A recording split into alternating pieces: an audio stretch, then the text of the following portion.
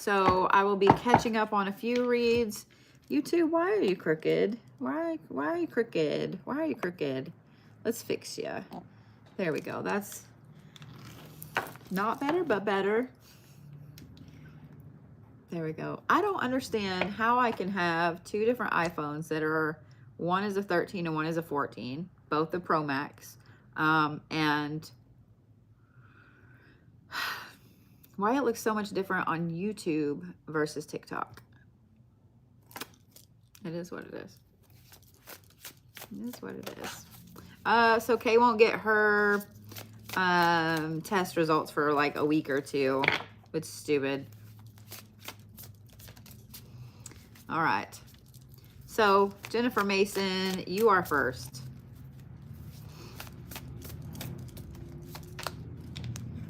I've got several different decks in front of me. So, yeah. Depending on what it is that you need to know. Okay. Okay.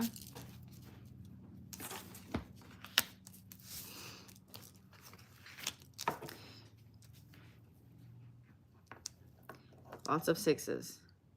There's 22, but then 56, 16, 64. So one thing I've noticed up here in this apartment is that when the wind blows, it is so creaky and so loud. But really, already I'm yawning. Oh, man. But there have been a lot of footsteps today. So you guys may hear them, just so you know. Whenever Kay got home from her test, Dennis came by to pick her up, and we came upstairs so she could grab her stuff. And even while we were standing there, he was looking around. He was like, "What the fuck is that?" And I said, "Well, some of it's the wind, but some of that is footsteps." He was like, "What the fuck?" So it's always nice to be validated, vindicated, etc. Just saying. So y'all might hear them. Woo! All right, Miss Jennifer Mason. Miss Jen.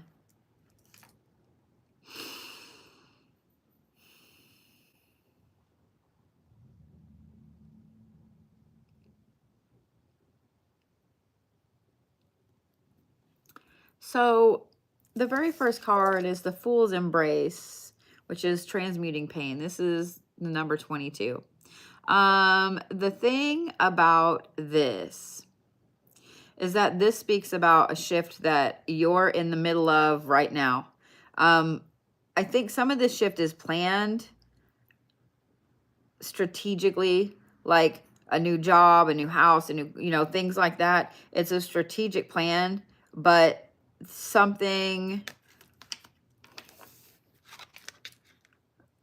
it's not going to go the way you think it is. This is the wall and obstacles. Hey, Daff, you are welcome. I love your face. This is the wall and obstacles. So with this change and this shift, why am I already yawning? I don't like it. I'm going to say, I'm not quite sure what the wall is. Let me start there. It's going to start more of a like derailment. You know how when we get to manifesting and we think we're going straight forward, like this is exactly where I need to go. I'm on this road right here. And then suddenly it starts to do this. And then it's like that, y'all, every one of you know exactly what I'm saying. You're on a road, you're on your path, you're doing this. And then all of a sudden it just barely like this.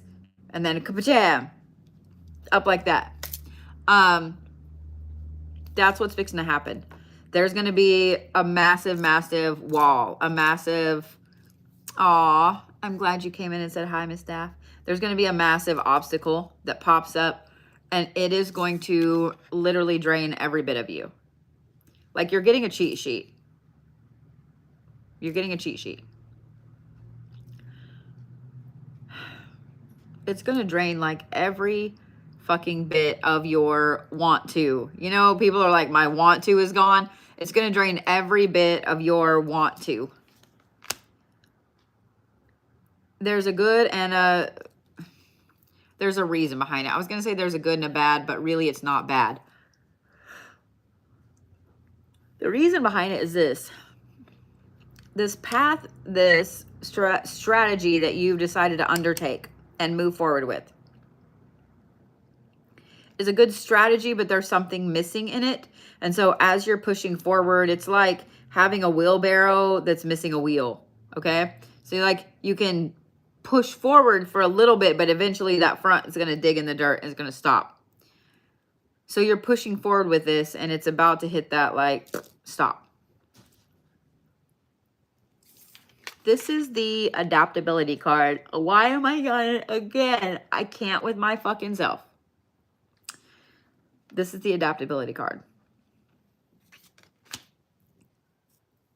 There's something with this planning and with this strategy that I don't think you thought of when you made the strategy. So I'm not saying like, oh my God, this is wrong, whatever. Hey, KP, I meant to message you back earlier and it's sitting on my desk. So I'll message you here in just a little bit, just so you know. Okay, I'll message you here in just a little bit.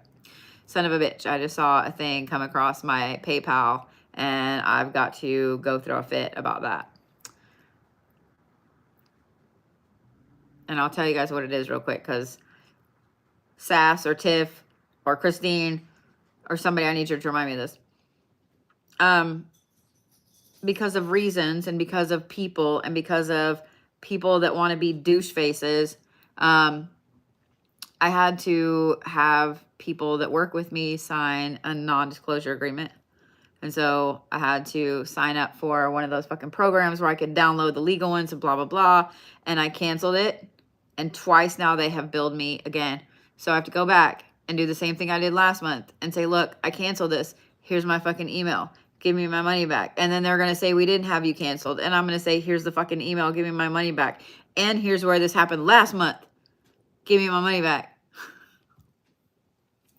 So I got to take care of that tomorrow. That's going to be fun. Stupid. So, Jennifer, thank you, Christine. I don't think that it's like you overlooked it on purpose.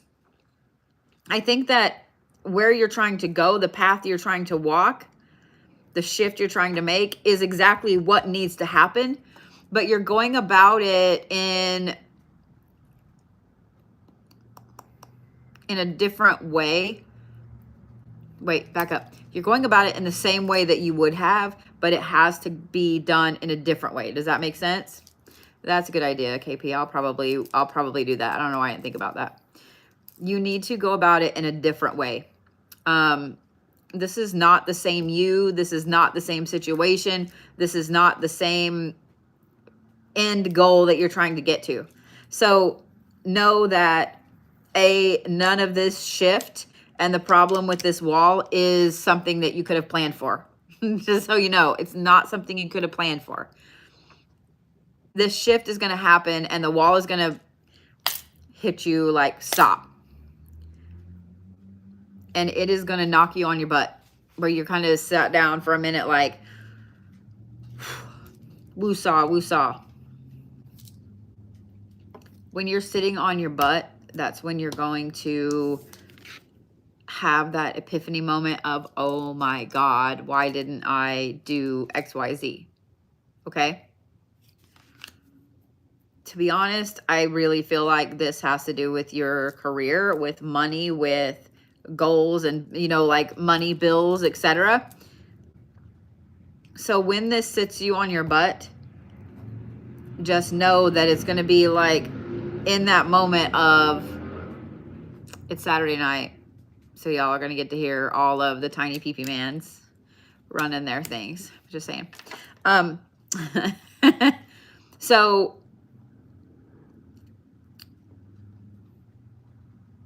just know that, God damn it. Why am I yawning so much? I actually slept good last night. This is going to hit you. It's going to knock you on your booty. But when you get back up, when you see where it is that you need to shift, like that. Thank you, KP. When you see where you need to shift, then it's going to take off like a rocket. Okay. So this is a cheat sheet where, yeah, you're going to hit a wall. Yeah, you're going to get knocked down. And then you're going to see your path in the right trajectory and take off. I would say in about 5 months, you're going to look back and kind of go like, why didn't I think of that then? Hindsight's always 20/20. But don't stress about it. Okay? I think the reason that this is popping up is so that way when this does happen,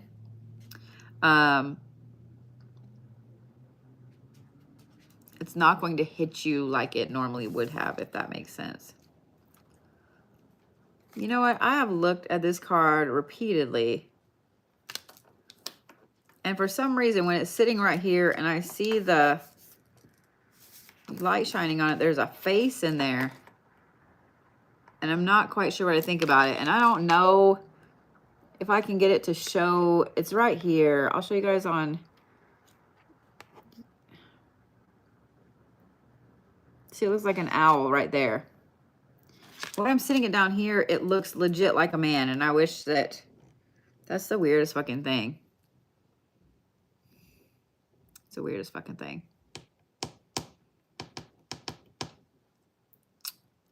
Miss Jen.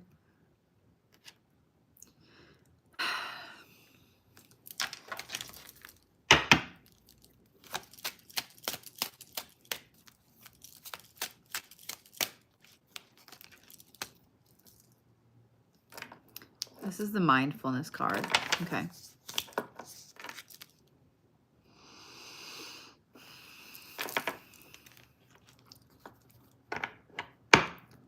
Honey, you're fixing to hit a whole new level. You're fixing to hit a whole new level. This wall is going to be really shitty. I'm just letting you know. Yeah. It's going to be really shitty. I'm just saying. You think I look tired? Well, I am. I work almost 70 hours a week. I'm on my feet all day. And then I come up here and I read all evening for you guys. And I'm here every single evening for you. So, yeah, I am tired. And now I have to hire new people for the shop because I had to let someone go. So now we're behind again. So those of you guys waiting for orders, just know that, yeah, I will not be hiring anyone probably under the age of 40. Just saying what I'm saying. It is what it is. It is what it is. But yeah, so those of you guys waiting on orders, we are getting them out as quickly as possible. But yeah, it isn't super polite to tell someone that you'll be an empty nester in the next few months. That's a big change. Oh no, Mahala ain't going nowhere. Don't think that. Mahala ain't going nowhere. Somebody else that I had hired, I had to let go. But yeah. Being an empty nester is an interesting thing. So yeah. I love everybody's like, "Ooh, I'm 40. I'm 40." That is so funny. That is so funny.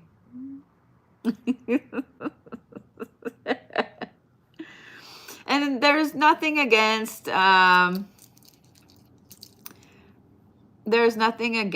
younger people. It's just all of the ones I have tried to hire. I understand completely why employers make no phone policies. I'm just saying.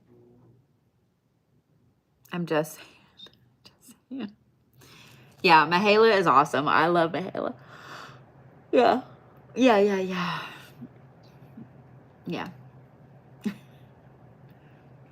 Yeah, it's bad. It's bad.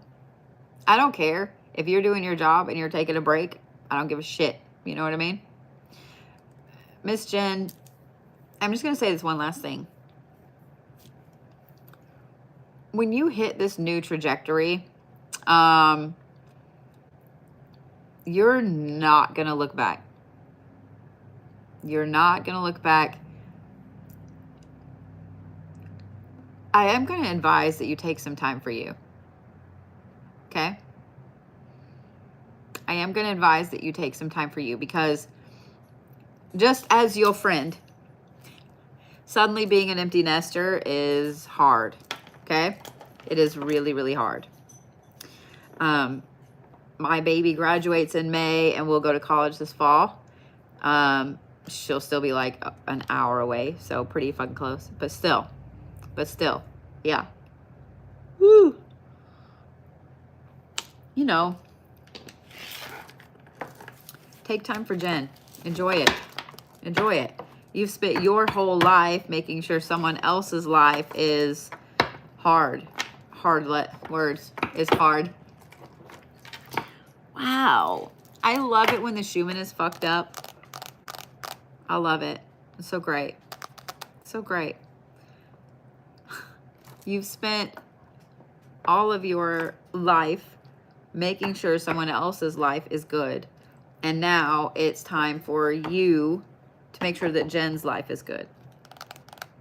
I already told my kids that, like, I'm in the wind, man. Not really. I mean, I'll be back here a lot. I already travel a lot, but yeah. I love you right back, sweetie. I know it's gonna suck, but you can take extra meds for weeks now. Yeah, it's, yeah. All right, Miss Kelley Allen. Let me get her on here. I mean, y'all are all welcome to come up for the spring solstice. We're going to be planning a shindig. Spring solstice. The summer solstice. What the actual hell fuck? You should. I'm going to give you guys a little unsolicited Bodhi advice. Or maybe it is solicited Bodhi advice, because some of y'all were asking about, A, I've got paint all over my fingernails, but that's not what I'm talking about. And B, I didn't realize how much I needed to find me, and I needed to be okay for me. God damn it.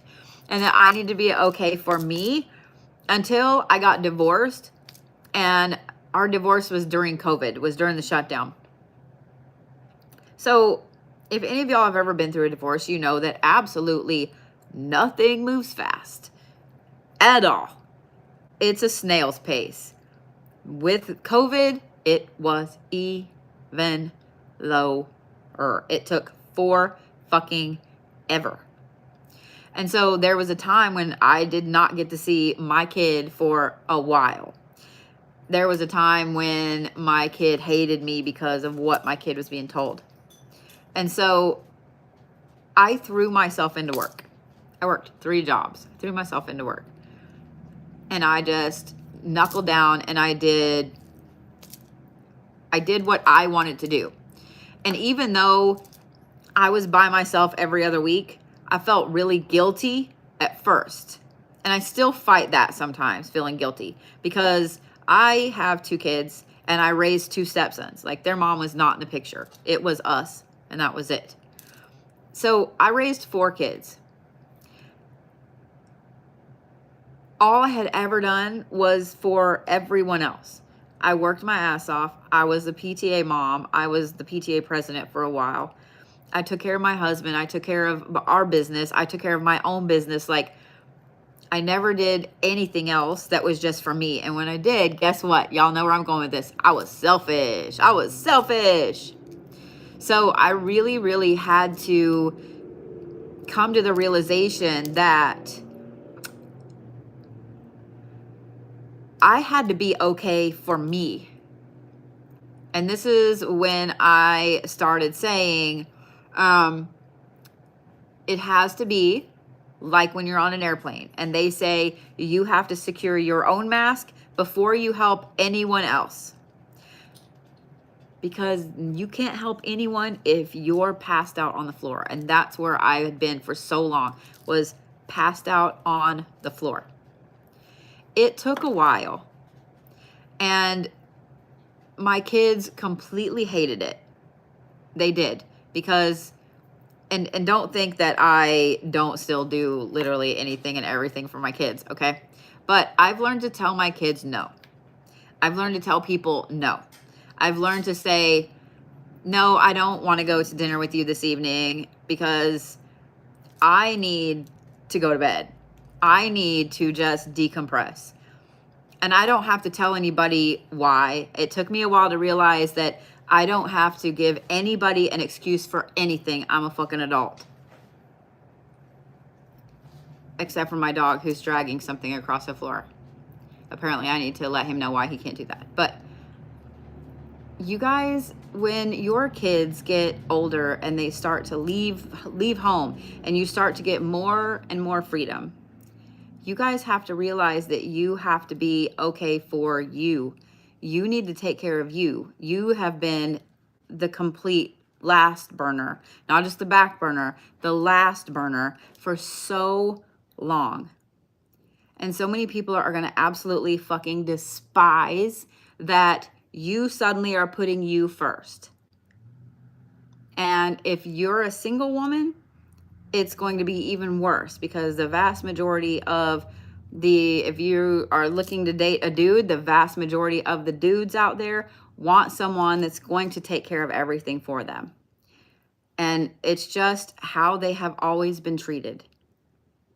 Now, I'm not saying that it is not their fault, but you know what I'm saying there. It's how society has always shown them it was supposed to be. Being good with you and being okay being by yourself is freedom. It is. It is freedom. When I first started to get divorced, the first time I took myself to dinner and I set my purse next to me, because I went and I just sat at the bar, because, you know, get quicker service at the bar. I sat at the bar, put my purse next to me, and I had a couple guys come up, want to sit next to me, and I was like, I'm waiting for someone. I wasn't waiting for someone. It was weird. But now, I like to go to dinner by myself. I like to. It's decompressing. I don't have to clean up after myself. I can order whatever the fuck I want. Nobody's gonna bitch at me if I don't order a salad or whatever. And you know what? I can sit there as long as I fucking want, because no one's waiting on me. And I tip very well. And I'm very nice to everybody. Being good with you is fucking freedom. It is. And once you start to really enjoy that freedom, it's really hard to give that up. I'm just saying what I'm saying. Miss Kelley Allen, you ready?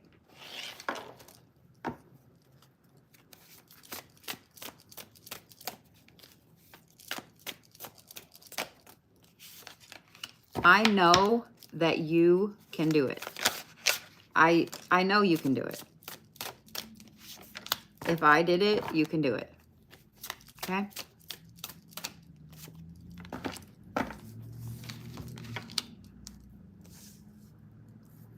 I promise. It's hard and it sucks, and you have to put in the work, and you have to value yourself over everything else, because if you break, guess what's going to happen? Thank you, Miss Minnie. Guess what's going to happen? You're going to fall right back into that same pattern, that same shit, that same relationship, that same job, that same everything that you hated so much. Just saying. I want you to think about that. It takes willpower, and it takes you being dedicated to you. Okay? All right, Miss Kelley. You start off with the adaptability card. Then you have in your hand, the universe is your partner. Then you have the stranger and curiosity. And then you also have the fool's embrace, which is transmuting pain.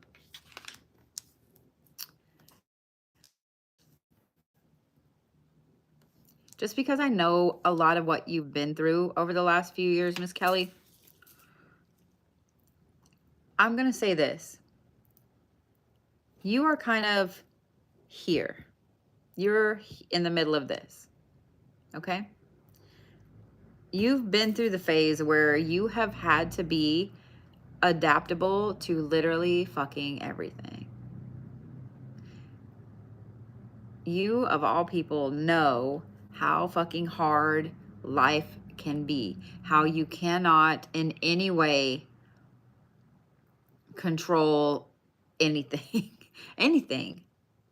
You have had to learn some really intense, deep, hard lessons over the last few years. And you have shifted and adapted to every single lesson. And now you are here. The universe is your partner. And I know as soon as I said that, you were like, it is not.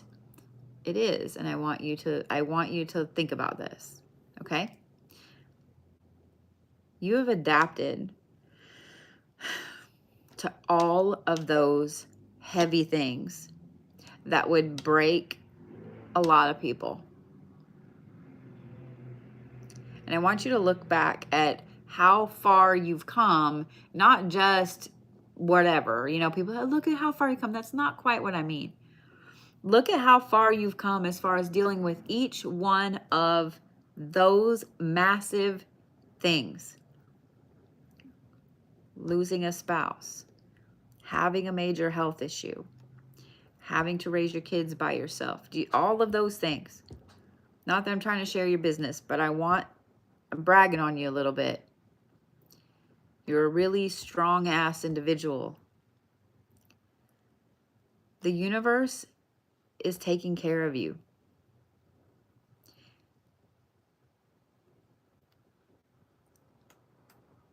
Start putting your faith a little more into the following.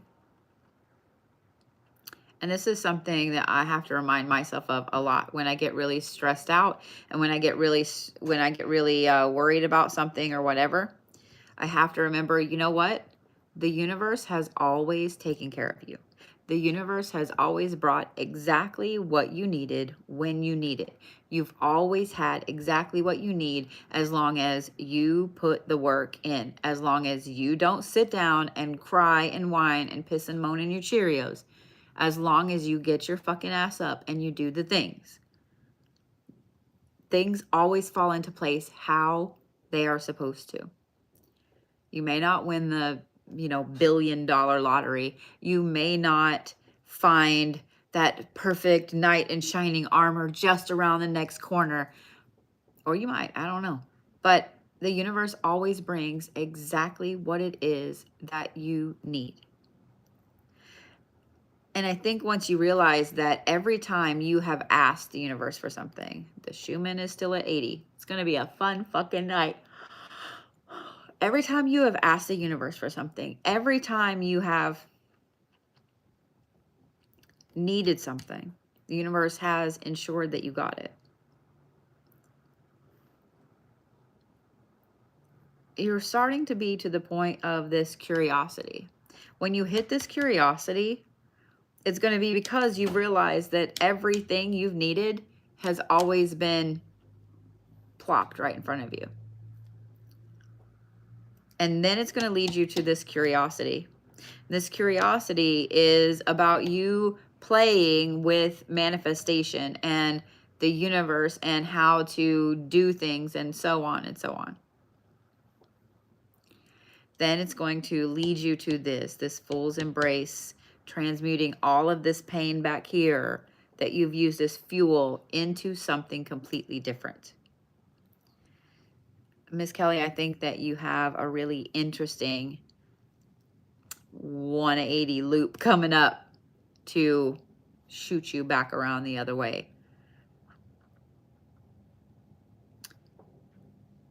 Also, this is the universe's way of saying that you are, dude, you are titanium, man. You are so fucking strong for going through all of these things with your head held high, because at the time you felt like you had to, but this right here,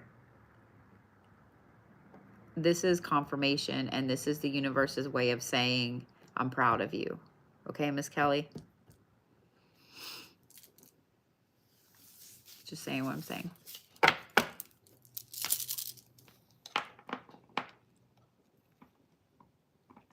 All right, Miss Rebecca.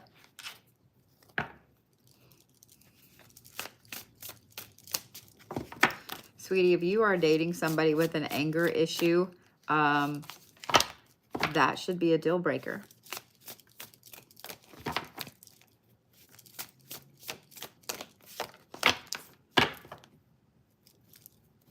Just saying.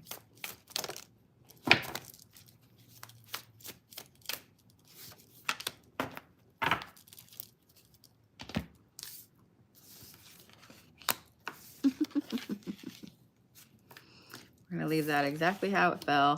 So you have 31, 11, 16. So 1, 1, 1, 1. Okay.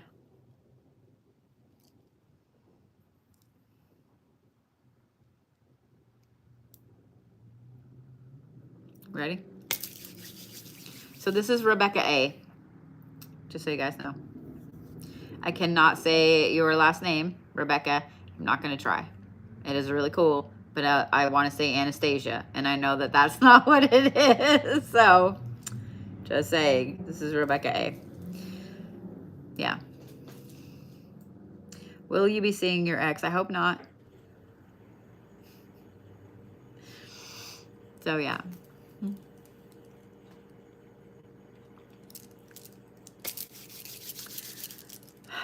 You start off, gotcha, Miss Lillian. So I'm leaving this card on top of these two where it fell, okay? So you start off with the universe is in your hand. The universe is your partner. And then you have the empty well and time to replenish, okay? So those two are right there. And as they were laying there, this one flipped out on top of them. And this is deep quiet. This is stillness and meditation. Like that. So here's what this tells me. You have been busting your ass. You have been busting your ass.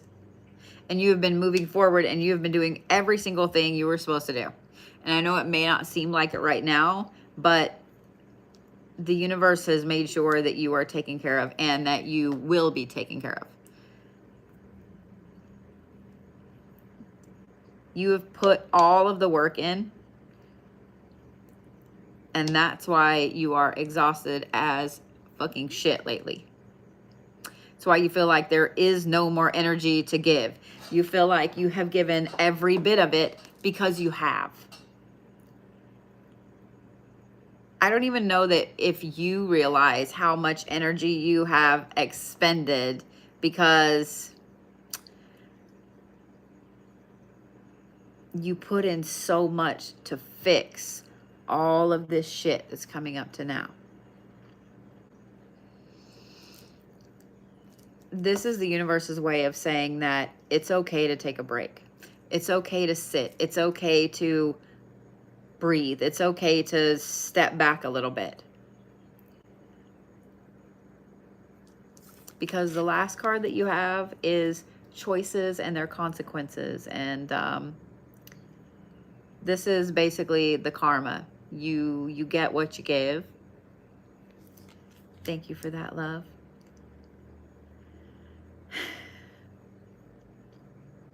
You've been busting your ever-loving ass lately, sweetheart.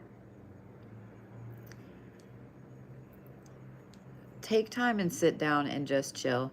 Take time and sit down and just be. Turn off the phone if you need to. You don't need to deal with anybody else right now. And if they have a problem with it, you can send them my way. I got you, okay? You've worn yourself thin, and now it's time to take a break. All of that good that you've put out will come right back to you. And all of the people that have fucked you over and that have done you wrong, just know that they will absolutely be getting their consequences from that.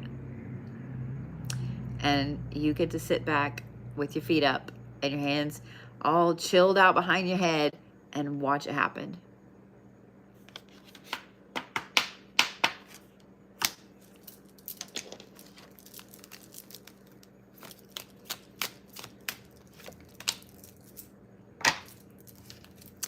This is the cut ties card. So there's your confirmation.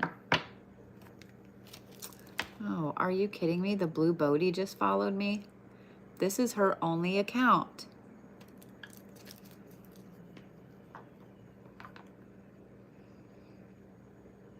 And she takes donations.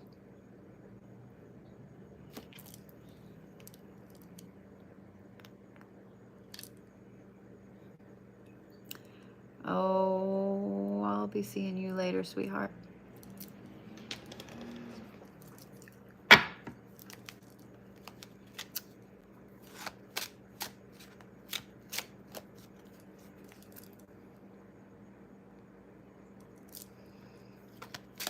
You are so welcome. You are so welcome, Lillian, honey. I'm glad that that's what you needed to hear, and I'm glad that that was your confirmation. I'm glad that was your confirmation. Oh, you know what's funny is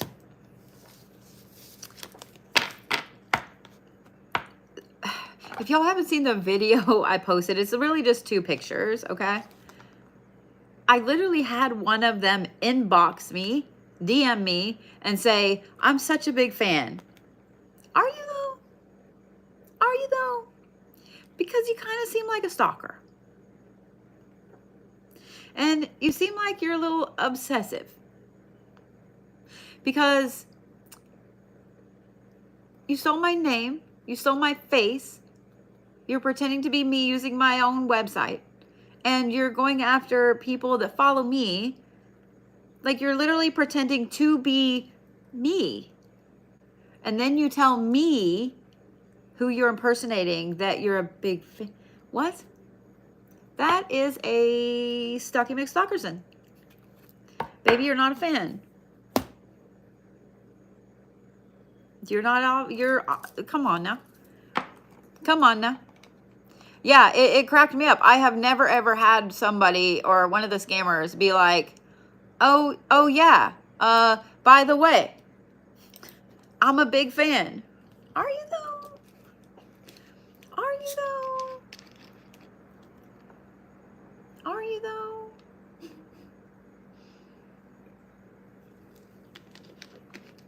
Here's what's even better. Y'all ready for this? I put that video out, the picture, and because I said that exactly to them. Like, the video's on there. You can see the screenshot. And then I screenshotted their account. And when I put it up, of course, I had to use the George Carlin one of, come on, tell the truth, this is bullshit. TikTok said that I got a community violation for that video, but didn't tell me why I had a violation. So I appealed it and it won. And that video is back up. But I was like, wait, what? What? What's wrong with you? Miss Charlene Leatherman. You ready? Yeah, I don't know. Yeah.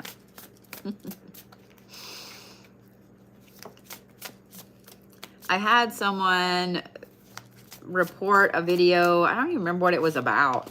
It's been a couple months, and it said that it was a community. I love it when it says you've got a guideline violation, but it doesn't tell you what it is.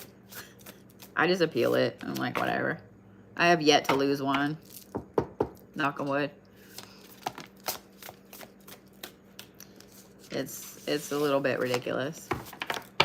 It is absolutely ridiculous, Mama Bear. I do love, too, that, like, some of the Dr. Love and stuffs, they come in and they go right back out. They go right back out. There was one came in earlier, and I was almost ready to get him whenever he jetted. Aw, thank you, Carrie. You can't make this fucking shit up.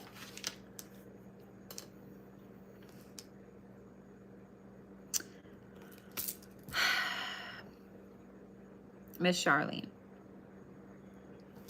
You also start off with, in your hand, the universe is your partner. Y'all watched me fucking shuffle. Y'all watched me shuffle.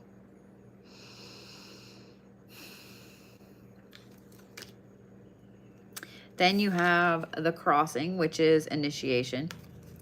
I have no idea, Leanne. I have no idea.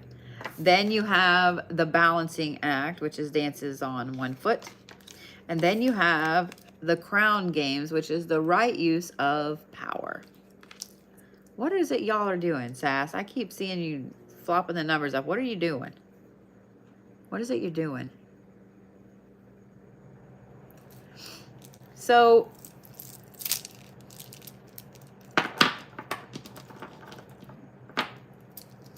Miss Charlene. Oh, y'all are on it this evening, huh? I still got to reschedule that Mudra's class. Yeah. I'll get it rescheduled. I'm going to work on my schedule this evening and tomorrow. I'm going to sleep in tomorrow. And then I'm going to put those flowers right there over in front of the sunshine. And I'm going to sit and drink my tea. And I'm going to put my feet up. And I might like take a tiny nap on the couch after I wake up. I don't know. I don't know. So, yeah. Anyway. Monica, challenge accepted. I don't get to take naps very often, but you know what? Like, this is the first time I've had my space to myself in like 2 weeks. And so I'm a little excited about it. So you have the universe is in your hand. Then you have the crossing, which is initiation. Then you have the balancing act. And then you have the right use of power. And the way the numbers go, it's 31, 54, 9, 8. Like, okay? So let's talk about this.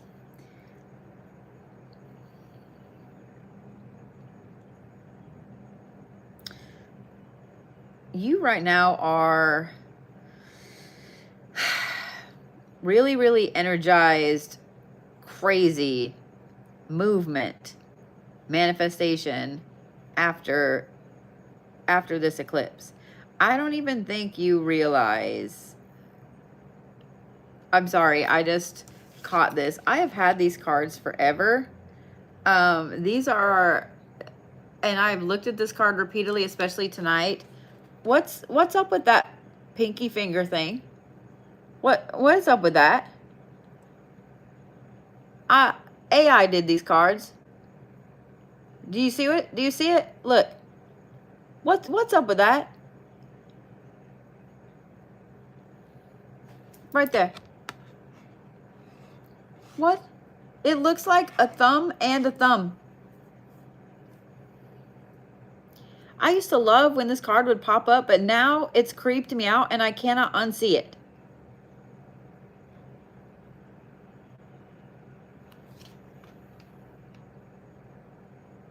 Look at the hands on this one. Look at the fingers.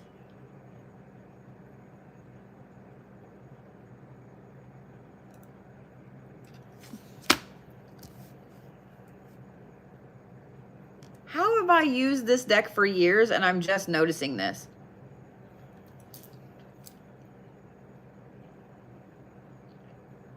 I don't like it.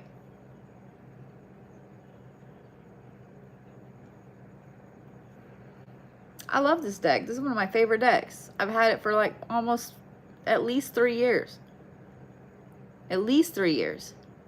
Actually, probably 4 years, to be honest. Like, I'm creeped out right now. Brandon, that's what I was wondering, but I didn't want to fly the crazy flag yet. Like, I have had this deck forever. Y'all have seen me read with it forever. How have I never noticed that? How have I never noticed that?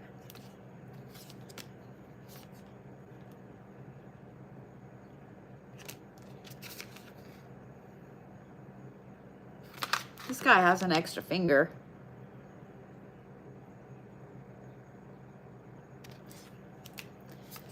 I don't like it. I'm looking for one specific one that I see all the time. This is, y'all think you get weird when you fall down the rabbit hole. Well, the cat's fingers are fine. There.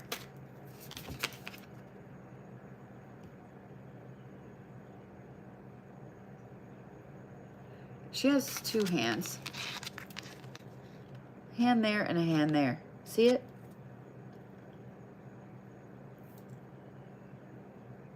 You see it?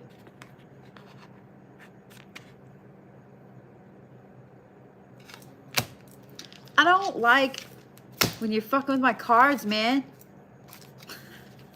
These are my cards. Fuck with my cards.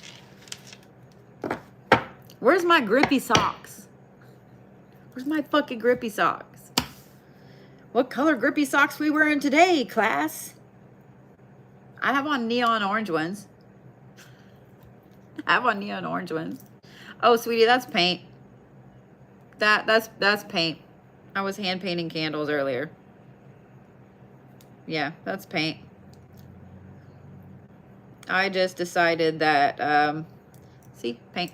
I just decided that instead of coming up here and like taking a shower and all that stuff, that cheese and onion enchiladas sounded like such a better deal. Just saying.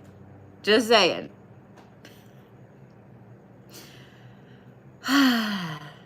Sounds like it's plaid to cover the... Yeah. All right. Miss Charlene. If I don't get on in gear, we're going to be here forever.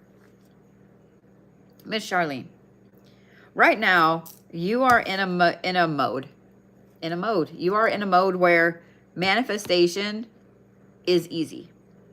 You have either shifted, something has shifted for you, whatever it is, but manifestation right now is fucking easy. So be really careful what's coming in and out of your face hole, because it will 100% affect the outcome of whatever that situation is. So if you're talking about getting a new car, if you're talking about getting a new job, you're talking about winning something, whatever. Well, I never get what I want. I never do this. I never, blah, blah, blah. No ma'am. Blah. Because the universe is going to go, oh, but she never wins. So she never gets the job she wants. So you see what I'm saying? You have to make 100% sure that the things coming out of your face are positive manifestations. And we're going to go down the rabbit hole slightly. You ready? You ready? Because I did a video about this. Well, not really. I did a video a little bit about physics, but I talked to my beginner class today about quantum entanglement. Some of the theories of quantum physics, well, not some of the theories. Thank you, blind eye. Badass blind woman. I saw the blind and my brain is like, blind, badass. I got dyslexic for a minute. You're welcome for that. And no, before anybody gets mad, I'm not making fun of people with that. I digress. Quantum physics and quantum entanglement, all of the theories that they are coming out with and trying to prove are literally proving the spirituality aspect of spirit, God, etc. Do you see what I'm saying? Where spiritual people call it this, they call it spirit, they call it the universe, they call it God, they call it whatever deity it is. All of that is literally proving what spiritual people believe. There are some great videos on YouTube about it. And one of them, this guy is talking about how he's speaking with other physicists, and he's talking about quantum entanglement, and he's talking about physics and things like that, and the new physics that are coming out. Okay? And so he asks them, well, what is it that is driving all of this stuff? And they say it's called the field. And he said, so the field is like a higher intelligence, basically, that is putting all of these things in place. And they say, yes. And he says, that's exactly what spiritual people call spirit. The two go hand in fucking hand. They go hand in hand. So if you guys want to level up your spiritual practice, take a gander at some of the great videos on YouTube about quantum physics. No, you don't have to have a science degree. No, you don't have to know math. You don't have to know any of it, okay? Especially videos. Neil deGrasse Tyson is one of my favorite people to watch because he explains things in such a realistic way that you can understand them. There's also some really, really great documentaries on Netflix, Hulu, all of those things. Okay? Just saying. Miss Charlene, be careful what comes out of your face hole because it will affect everything. You are also in this initiation mode. There's a lot of things going on around you that the universe has put into place to see how you're going to react to them. And depending how you react to them will depend what comes next.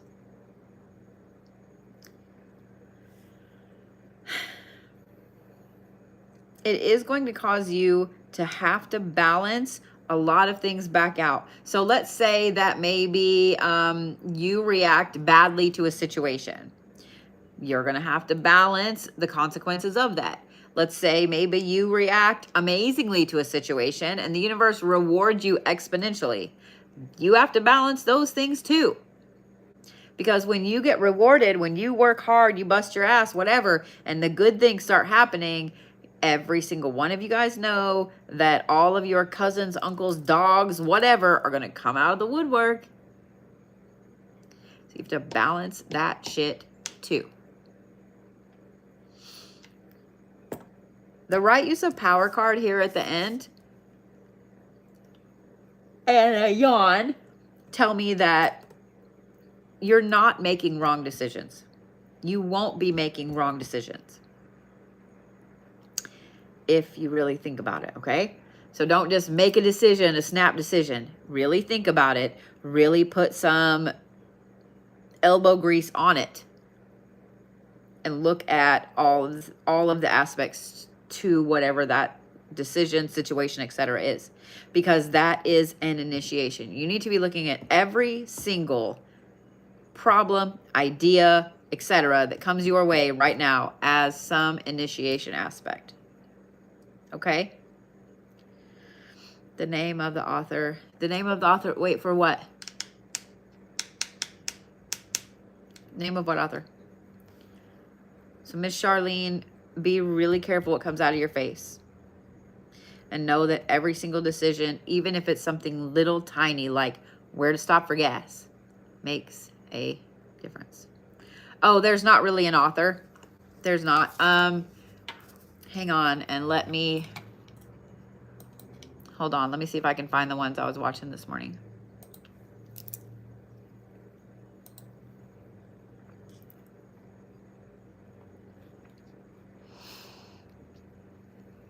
Here.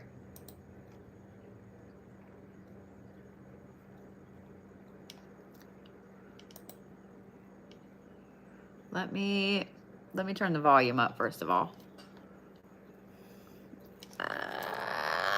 All right, I gotta move you, TikTok. Hang on.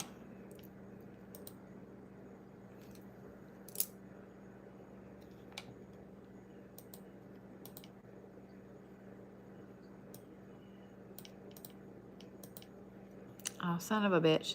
I thought it would just let me turn the volume up on the video like it does in other videos, but this is a short one. I'm gonna play this one for you. Okay?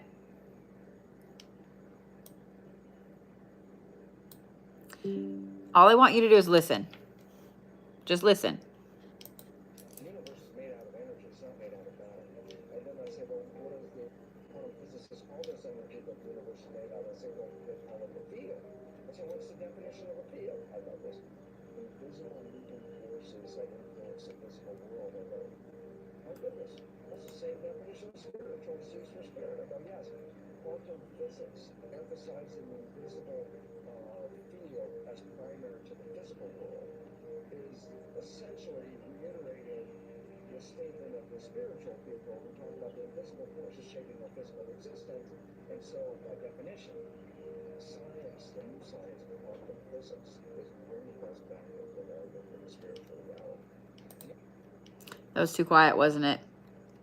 Y'all couldn't hear it, could you? I don't know why it's... Let me see if I can turn it up. And the only way to do that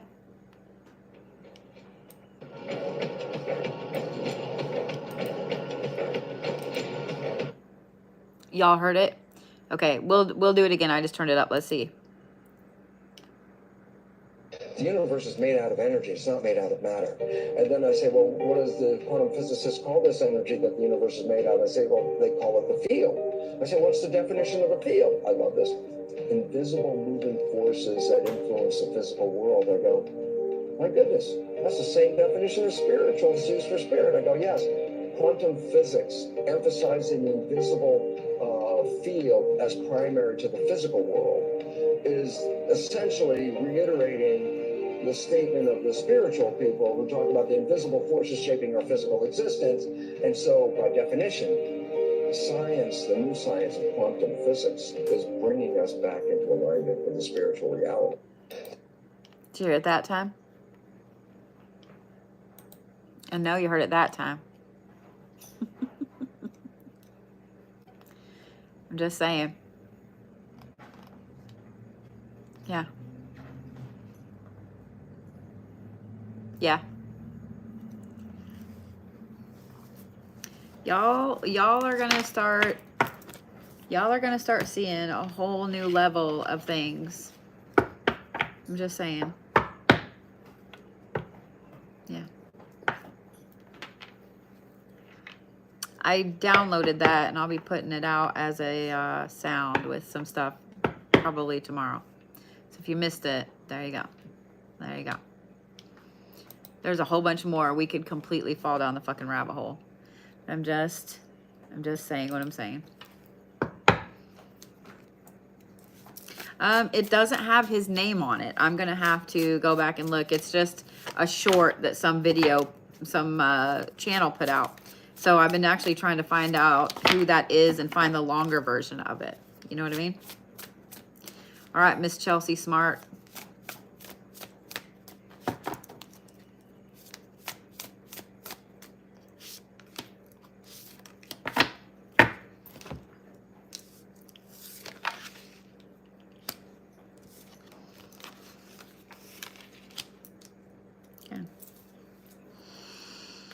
Oh, you have just pulled into yourself lately. Woo, girl. Okay. I say that because the very first it doesn't have his name on there. It doesn't have his name on there. Let me see if I can find something. Hang on just a minute here. Oh, no, it's just a short. The universe is made out of...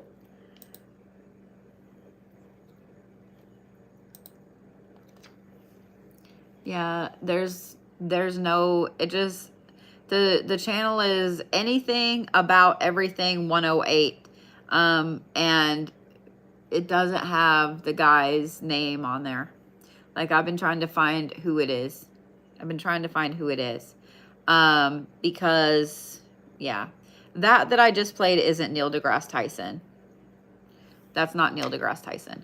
I will say this. What the fuck is going on? This is Neil deGrasse Tyson. Ready? You've heard about quantum entangled particles. Yeah. Where I can create a pair of particles that know about one another, and now they're separated in space and in time. Listen. And if you observe that other particle, it instantly changes the state of the particle back, the other particle that's back where I am.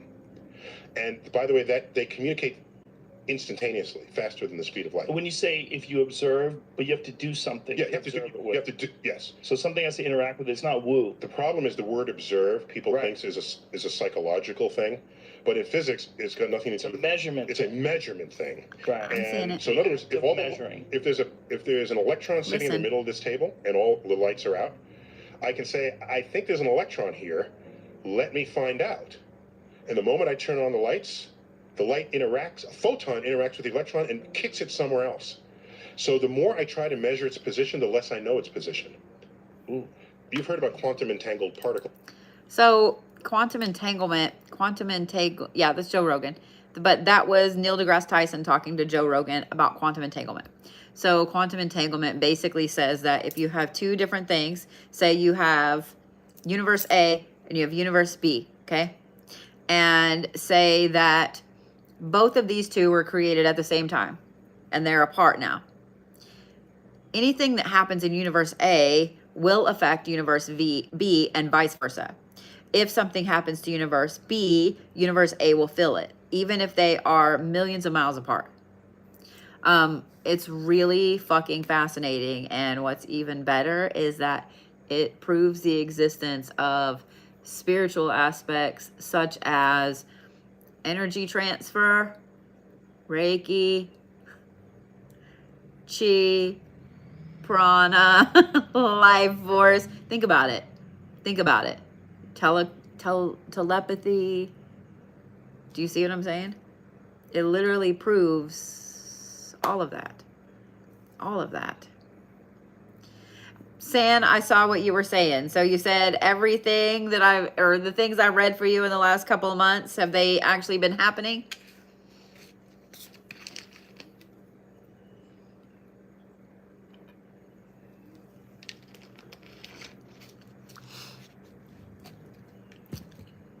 All right. Let me read from Miss Chelsea Smart. We're going to be here all night talking about quantum physics. We're going to talk about spiritual shit. We're going to read cards. And then we're going to talk about quantum mechanics. Just saying what I'm saying. I'm glad you liked my 2-part video. I was a little hesitant to put it out. So if you guys haven't watched it, please let me know what you think. But yeah. All right, Miss Chelsea. So you've really gone through the ringer and you've just been pulling yourself back because you have deep quiet, which is stillness and meditation. And then you have the watchers, which is transpersonal. These two right here tell me that you've been seeing all kinds of things that have been going on and you've just done this. You've just backed off and you're just watching everything. Sorry, tiny pee-pee mans are out in force this evening. I'm also having a fidgety moment. I found my piece of jet that I thought I lost. And so I'm like, ooh, jet. If y'all have never had a piece of jet, it's unrealistic how light the stone is. Anyway, I digress. I digress. Let me say this. I'm really proud of you for backing up. Because whatever this is was really heavy. Whatever the cause of this screeching halt, back up, get it? Screeching. Anyway, whatever the cause was, it forced you to stop and pause and go, okay, hold on.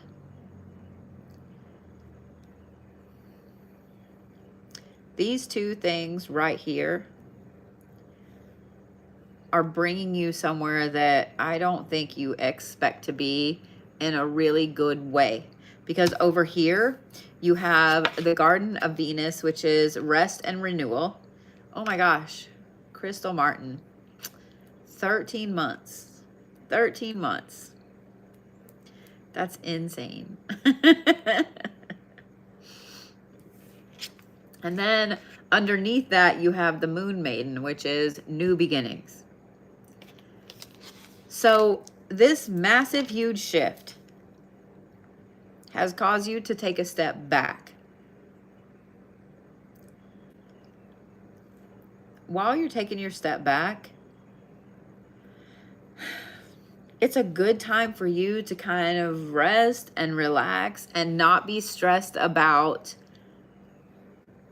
this whole start of this bullshit pulling back. Does that make sense? It's a great time for you to rest. It's a great time for you to relax. It's a great time for you to not stress about either one of these things, all the bullshit that caused you to be there.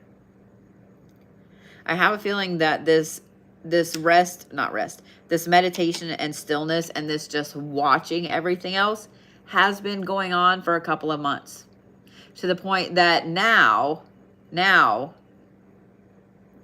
you just kind of look around and you're like, I don't even really know if I want to even talk to that person today. Like, you've really been putting up a lot of fucking boundaries. Now is the time to chill and rest and relax, because you are in another shift of new beginnings. You are in another phase of starting over. You are in another phase of actually being able to rest and relax and chill out.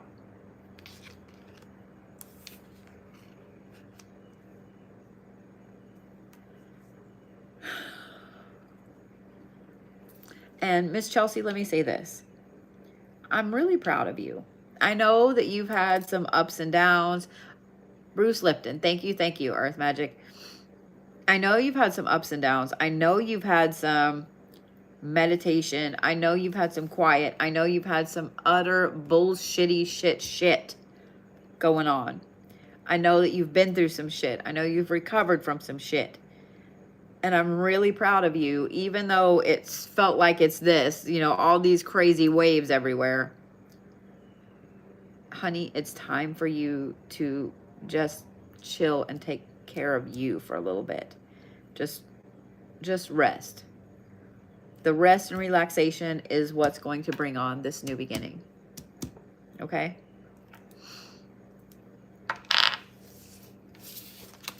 I'm proud of you, kiddo.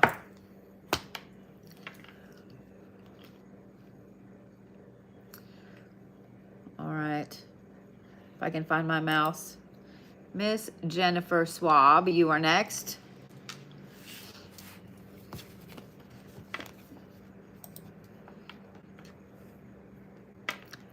General, you got it, girl.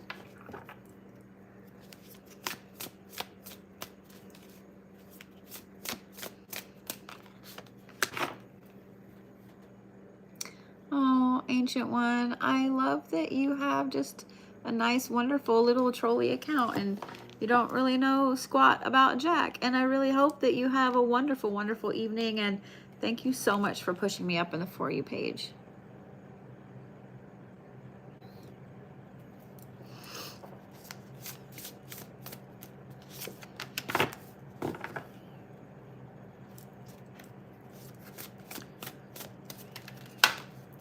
Like, you have your storylines confused, sugar. Because Satan doesn't exist in ancient Greek mythology. It's not a thing. The person that did exist in ancient Greek mythology was who they embodied Lucifer after, was a Greek god. So I probably should have offered to send them a book or some Google links to, hell, even Wikipedia doesn't have it that wrong. So there actually is a Greek god called the Morning Star. Lucifer was a Greek god and was pulled into the biblical aspect of it.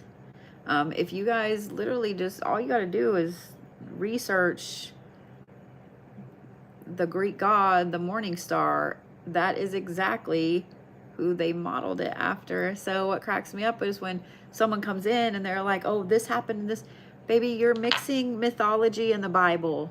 And that's not a thing. That's not a thing. It's not a thing.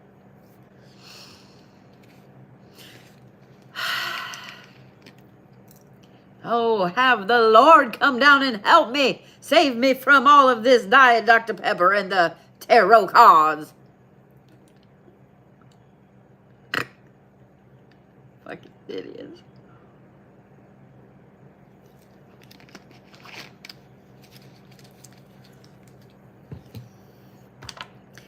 Also, Hecate is the goddess of witchcraft. She is the patron goddess of witchcraft. She also travels into hell to pull souls out. So neither aspect of that statement made sense in any way. Why would either side of those punish someone for doing tarot? Because let's look at it from the biblical aspect. The biblical aspect, if you do tarot and so on, then you're going to hell. So Satan would be cool with that. He'd be like, okay, bet, bitch, come on, bring all your decks. I need a reading. Hecate would be like, cool, do you have a deck with me in it? I need a reading. Neither one of them are going to go, oh, you can't get into hell with those tarot decks. You better go up there. They need you with your tarot decks. The fuck? Look at my eye twitching. Look at my eye twitching.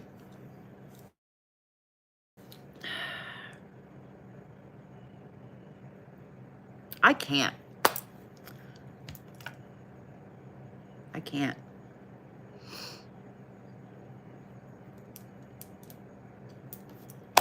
Miss Jennifer.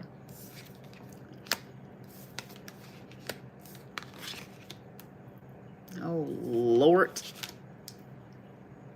Like, I just can't even brain even part of that. How that would be anywhere like... What?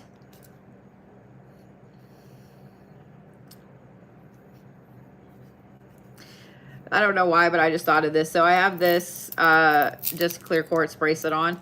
I had it on today at the event, and it was sitting against this metal bracelet, right? Which I don't take this one off, this little thing right here. But it was sitting to where it was like this, and it was like the sun was shining through that and hitting that metal. I thought my little arm hairs were going to light on fire. I kid you not. So if you're ever stuck in the woods and you need to start fire, make sure you have your quartz bracelet on. The clearer, the better. Just say what I'm saying. Just say what I'm saying. All right. Miss Jennifer Swab, you ready?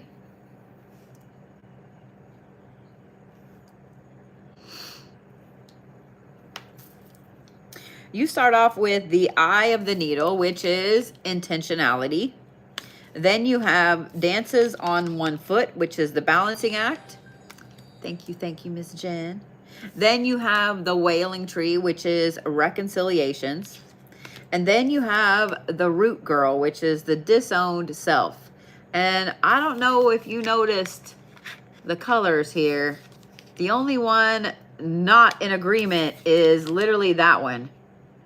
Did you notice that?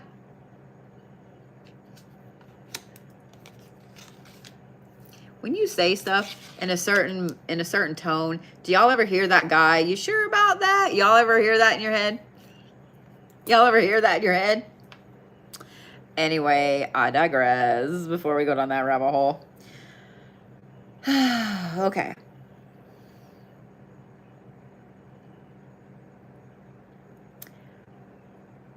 So this is not only some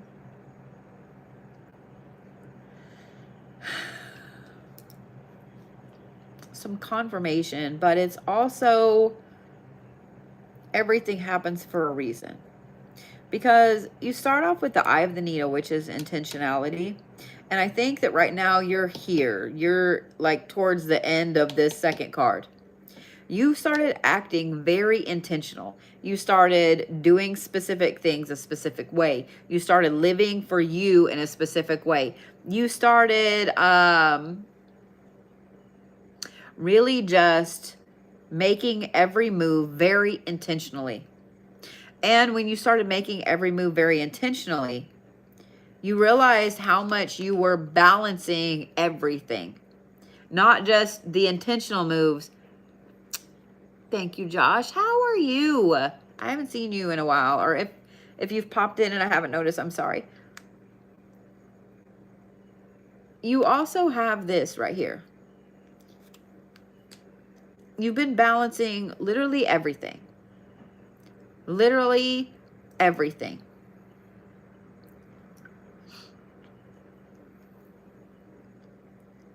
And you've already started to go through a few of these things back here. This reconciliation and the disowned self. But I don't think they have hit you really hard yet. Because you're right here with this balancing act of living really intentionally and dealing with all of the consequences from just life. I don't think it's anything in particular. And I'm not saying, oh, you did the bad thing or you did the good thing. It's just life. It's just life. But the reconciliations and the disowned self, see how both of those look like fire? That's a lot of change, and that's a lot of shifting, and that's a lot of really deep, dark inner work. And I want you to notice this too, the face in the tree and the face in the tree. You can't make this up.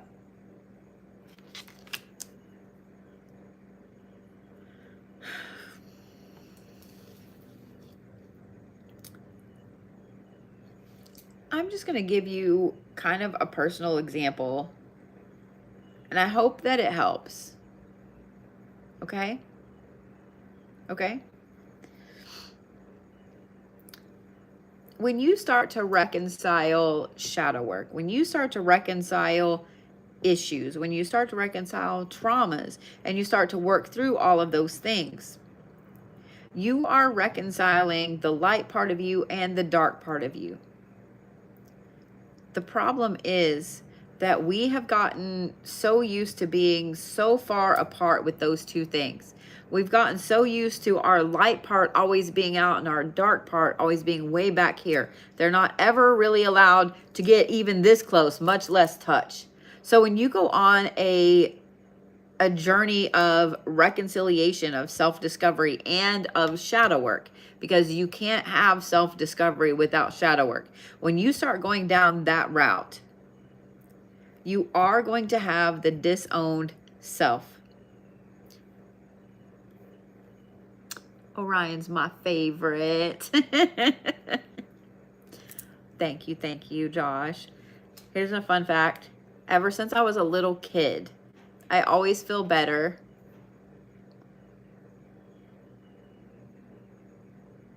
Did you hear it? There was like two massive footsteps. I almost saw the door opened. I always feel better when Orion is in the sky. Does that make sense? Does that make sense? So yeah, that's my favorite. It's my favorite. Anyway, Miss Jennifer, we always get to this disowned self because we have been so far apart for so long that when those two things start to get back together, we don't feel right. Does that make sense? We just don't feel right until we get used to that feeling of everything being back together. It's going to take you a bit to work through these things, just so you know. Okay? Just so you know.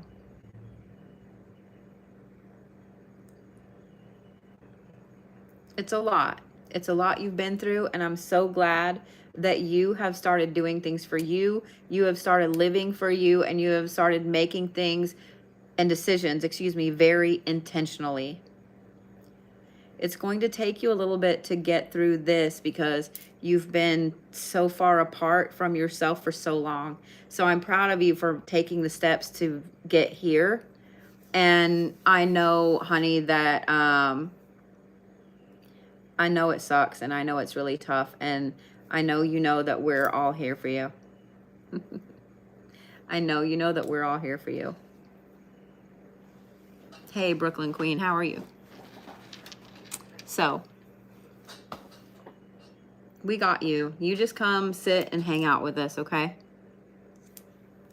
I promise.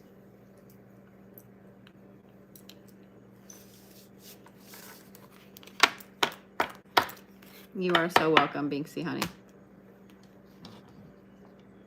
You are so welcome. All right. Miss Jennifer Mezer. Ready?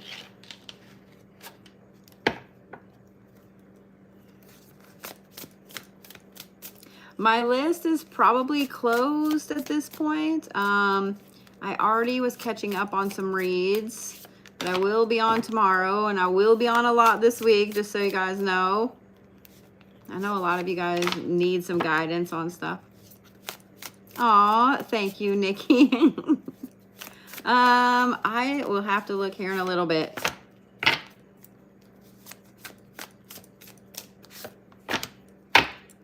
It got really hot in here and then really cold in here. I'm gonna grab some water. Give me just a second. Look at how far I had to walk. Oh, this is terrible. 3 whole feet. Oh no.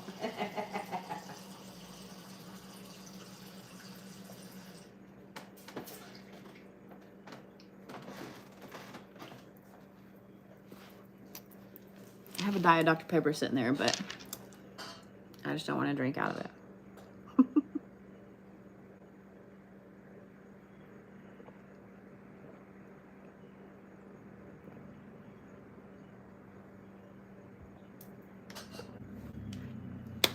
All right.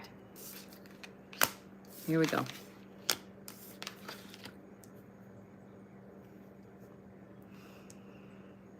Okay.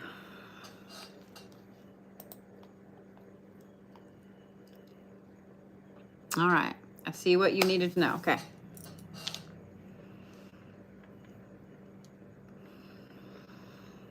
So you have stranger and curiosity. You have beloved and radical acceptance. Then you have woodwives and adaptability. And then you have the sky bridge and the possibility for a union. So let me say this. The short answer to the question that you asked is yes, but there's a but. But there's a but, okay? Aw, did Josh send subscriptions again? So here's the thing.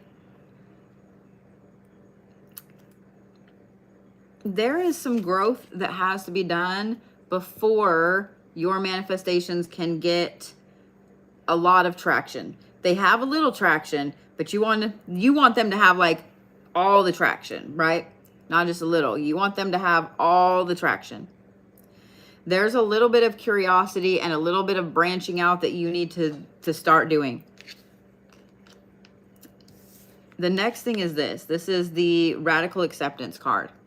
With branching out and with getting ready for your manifestations and what you're working toward, there's something about yourself that you're gonna really have to deal with. You're gonna have to come to terms with. Every time we go through, any of us, it's not just me, it's not just you, any of us, anytime any of us goes through a massive shift and is trying to manifest something major, something more, something bigger, something better, there are hardcore realizations we have to come to about ourselves before we can move forward. And I'm going to tell you this. When you start really doing a lot of shadow work, you'll get to the point where you are so much calmer in the moment. You are so much calmer when things happen, because in your mind, part of you calming down is to go, okay, this just happened. So my reaction internally is going to be this. Is my reaction internally this because of my own trauma and response to it, or because this person is just a dick, or both? And if that's the case, then how do I respond to it? You start to do shadow work on a moment to moment basis, especially when something really weird, really bad happens. And you start to see things in a much, much different way. I'm going to give you a little example, okay? Say that, just because we've had a lot of will I see my ex again questions in here, let's go down that rabbit hole. Okay, you dated someone for, let's say, 5 years. 5 years, okay? You lived together, you dated, you were together all the time, etc. And you broke up. And it was a tough breakup. And you were apart for, let's say, a year. And then after that year, the two of you rekindle your friendship and you're hanging out again, only as friends. You are the one that says only as friends, and they agree. And as you're hanging out, you start to think, you know, maybe they weren't that bad. Maybe we could try this again. Maybe I was hasty in breaking it off. Make sure that you're sitting there and paying attention and thinking about it. Okay, is this my trauma response because hanging around with my ex is comfortable, so I kind of want to slide back into that because it's comfortable? It's the devil you know versus the devil you don't know. Or do I really feel the feels that I'm feeling? I guarantee you the universe, if you give it the chance, will show you exactly how and why that person is an ex. Something will manifest, something will show up, and you'll go, oh, that's why I left right there. That's why I left. But you have to be ready for that massive radical acceptance. You have to be ready to look at things and go, okay, is this a trauma response because of this, or is it really this? You have to be ready to take responsibility for the parts where you sucked. Does that make sense? We all go through that shit. We all go through that shit. We all have aspects where we suck. Every one of us. When we go, well, no one is perfect. It's because there's some part where we suck. You have to be ready to own that part. Okay? Once you're ready to own that part, then you'll start adapting. So what I love too is these two numbers are so far off. 53 and 2. These ones, however, both have 4 in them. 64, 47. Like 64, 47. 67. Tiny pee-pee man. Now, I know every one of y'all heard that and you went, that I absolutely want to be like that person when I grow up. I know you do, okay? I know you want to be like that person when you grow up, but it takes a lot to get there. You're going to have to be ready to work for it. You're going to have to be ready to go get 2 or 3 jobs and at least a 10-year-old pickup. And then you're going to have to find someone that you can pay a couple of $1,000s to get this amazing, massive ass muffler on, and then drill a hole in it. And then another hole, and then another hole. And you're going to have to be willing to drive on tires that are taller than your truck. I'm gonna stop right there because I could keep going and do the stereotypical dude in this town, but I won't. But I won't. but I won't. Yeah.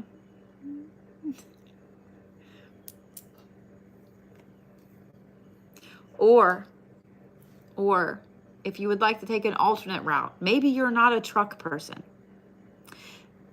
then you need to go and you need to work either in, you need to go be an adult in a job full of teenagers. And then you need to go buy a sports car that's at least 15 years old. And you need to find that same muffler person. Your friend with the truck knows who it is. Just saying. Red dot of death, because I started giving out the secrets of Sapulpa.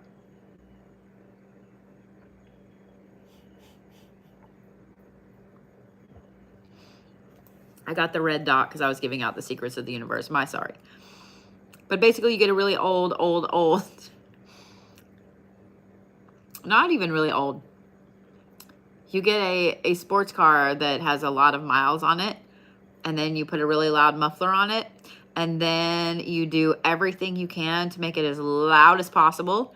You leave the windows down at all times of the year, and you have to absolutely blast all the radios. All the radio. All of it. Doesn't matter what's playing. All of it. Sass is making fun of me, saying that my focus is gone this evening. And Sass, you are 100% right. My brain hurts like a motherfucker. My brain hurts like a motherfucker. Miss Jennifer Messer, your manifestations absolutely will hit where they need to hit, babe. You just have to be ready to have this radical acceptance with yourself and be ready to adapt and move forward when these things happen, okay? Okay? Just saying what I'm saying.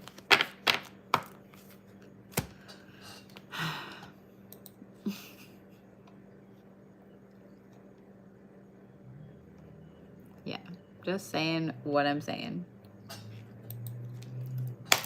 All right, Jeff Harris, are you ready?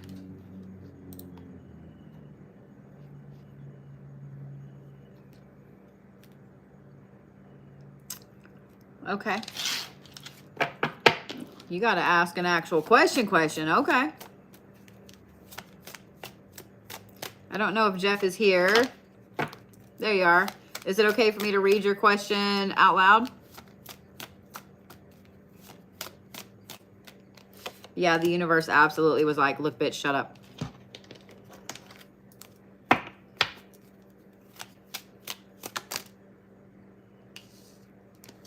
Okay.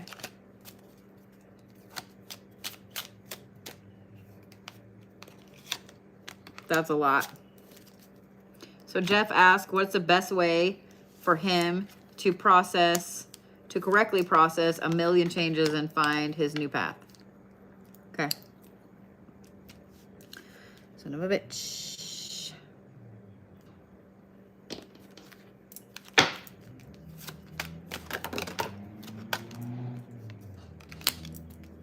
Okay.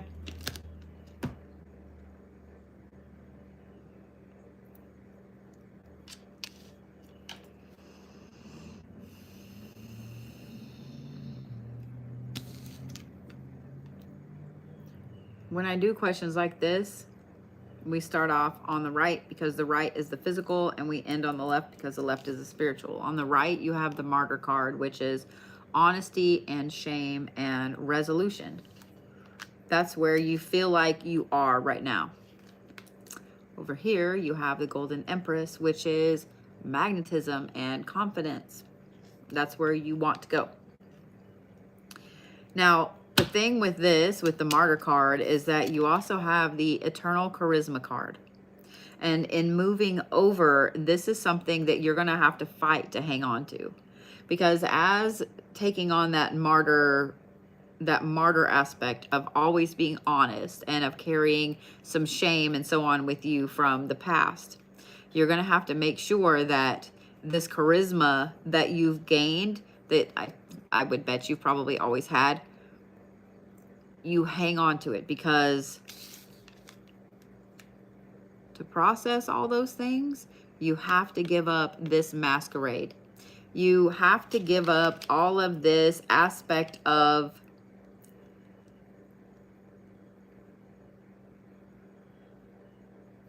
I knew that was coming. Who you've pretended to be for so long. The masquerade card is all about taking the mask off. The thing that you've had to do for so fucking long to fulfill this martyr role right here.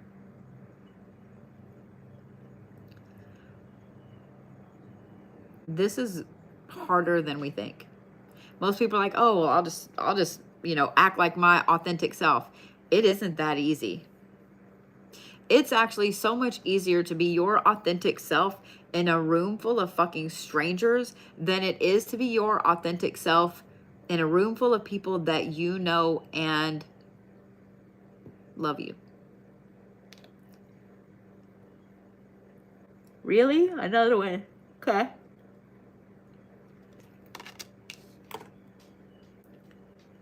From this masquerade, from letting go of that, comes two things. Okay? One is me almost dropping that card. One is courage. You hear people all the time say, I don't give a fuck. I'm just going to act like normal. I'm just going to be me all the time. I'm just going to let it all hang out, whatever. But then they don't. They don't. Why am I yawning so much with your read?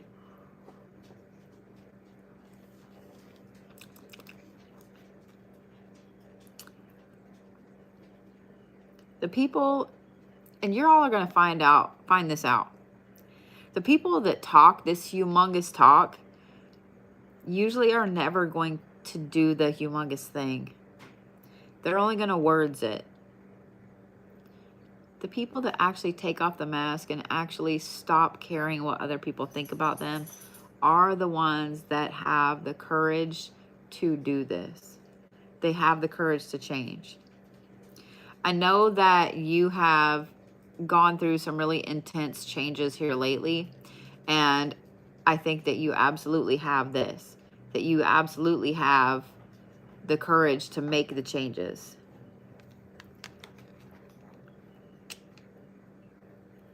It is going to require this. This is the creativity card. I love that you said the correct way to process a million changes and find your path. Zeus. He's over there digging in shit. Not literal shit, like a blanket. It's driving me up the wall. I hate that sound. Just for the record, the sound of his claws digging into material is like mustard yellow, and I don't like it. I don't like mustard. I don't know if y'all can hear him, but he won't fucking stop. I love him. Anyway. You're going to have to get really, really creative about all of the aspects of you taking off this mask. Because when you take off this mask, it lets your guard down. It lets all of your protections down. And it lets down who you have pretended to be for so fucking long. So suddenly you have to get really, really creative. It's for let me just say this. I don't know if this will make sense to you or not, and it may not because you're a dude, but it's almost like you do your hair and makeup the exact same every single way. And then suddenly someone takes all of your makeup and replaces it with shit you've never used in colors you've never ever thought about using. You have to get really creative really quickly about what you're going to do with your face because you have a huge meeting in an hour. You get real creative really quickly. It'd be like if someone took every bit of your favorite comfortable clothes and replaced it with only formal attire.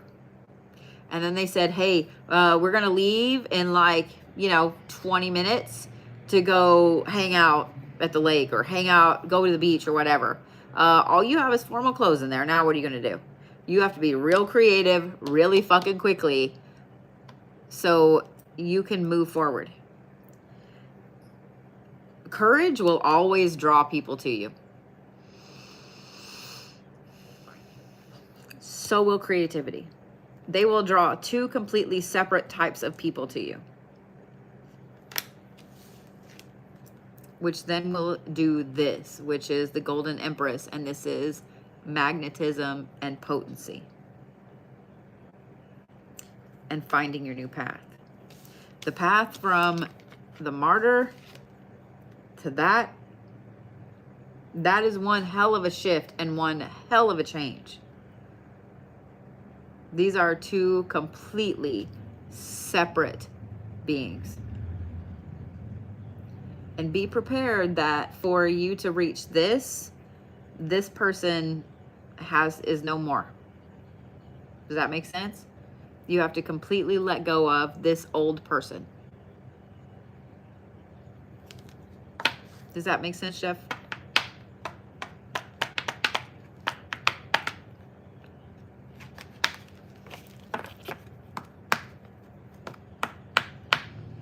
I just saw you come back in, so hopefully you got to hear everything.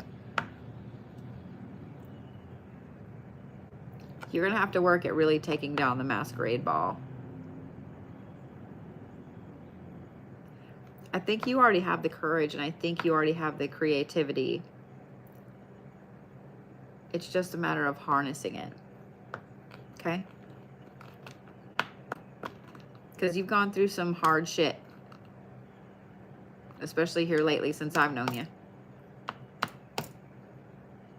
And by the way, Jeff is the one that sent the beautiful flowers. Miss Kathy is the one that sent those beautiful ones right there.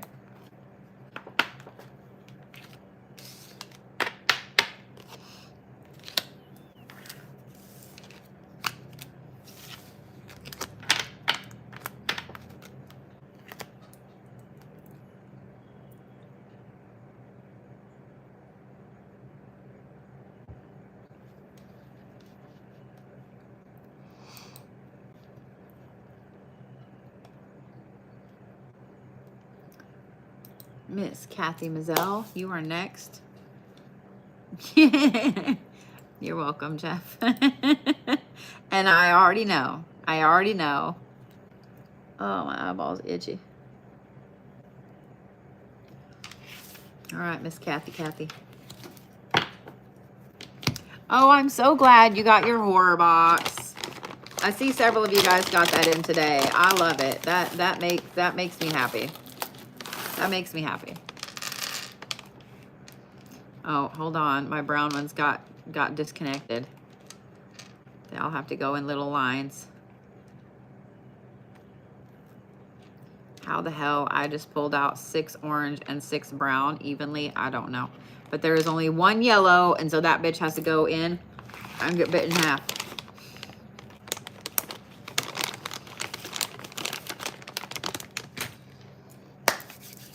All right.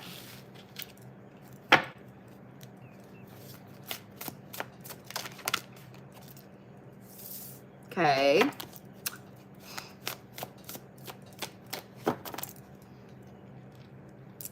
Boop.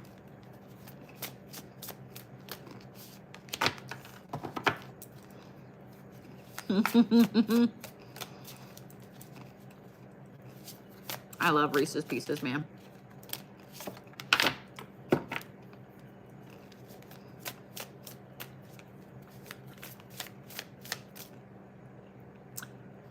That's a lot.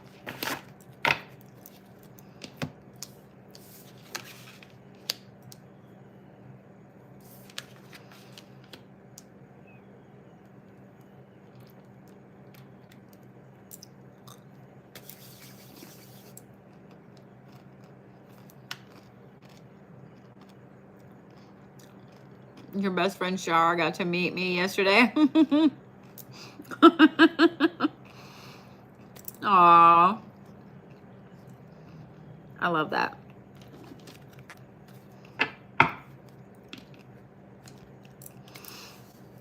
All right. Miss Kathy, you threw a card at me over here, which is the Me Talks card, and it is sideways. Then you have a tidy house, which is clarity and organization. And then you have the Feast of Plenty, which is choices and consequences. And then you have the Heart Home, which is compassion.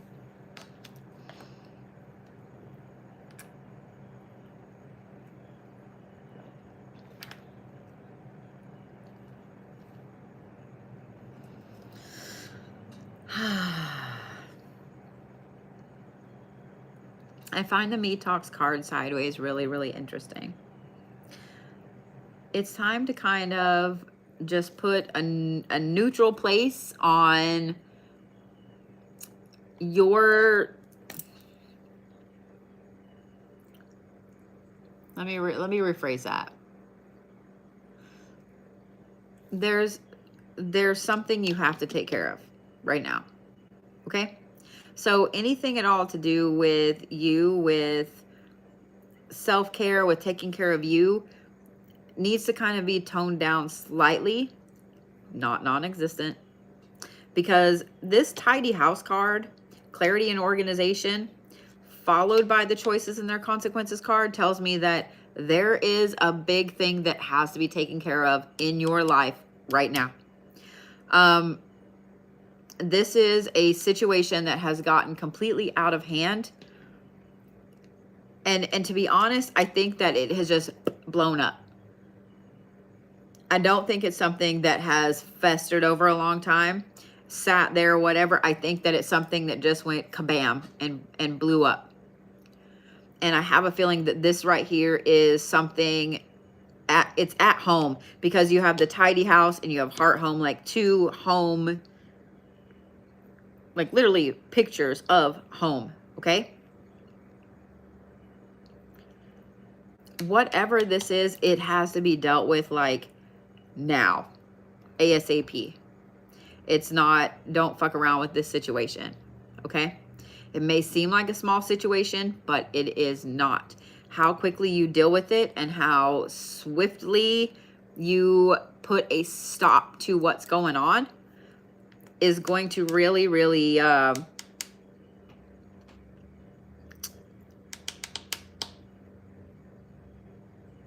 it's going to really determine what the consequences of each side of these things are.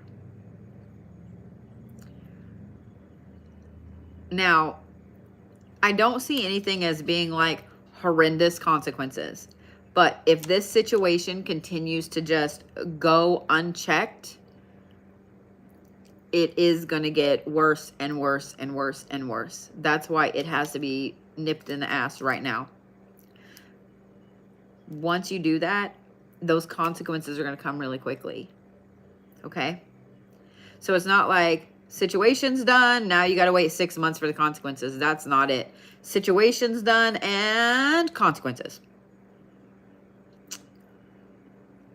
That's where this compassion card comes in, because whoever else is involved in this, you're going to have a massive amount of compassion, and you're going to have to step back and not be really loud and crazy about things. You're going to have to really, really kind of pause and chill and be really, really compassionate, because I have a feeling whatever this situation is, it doesn't actually involve you directly as a part of it. It's something that you're around, that you're just trying to help with, if that makes sense. So the consequences aren't really going to be yours, but you're going to get sucked up into them, good or bad.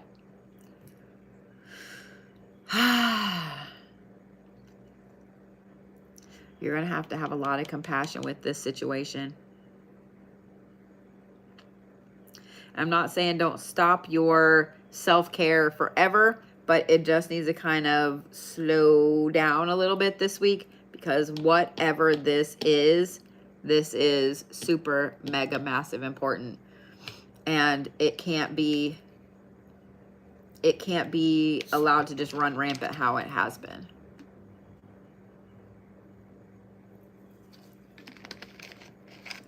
If that makes sense.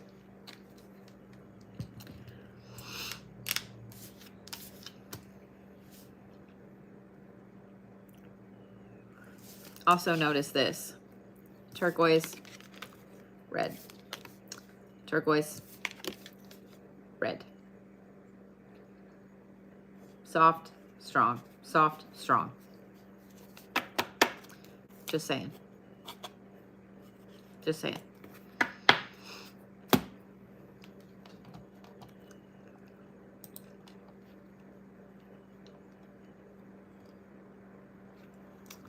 Well, let me see here because I moved y'all in front of my list.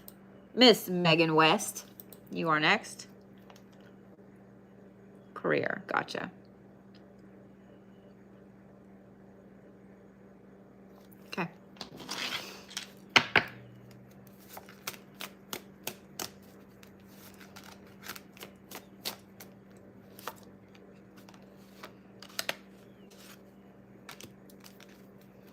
I don't know if you're here, Miss Megan, and I know that this is a little later than when you asked for it, but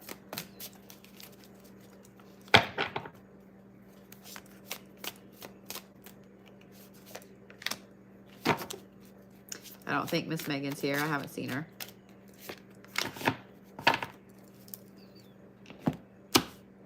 All right.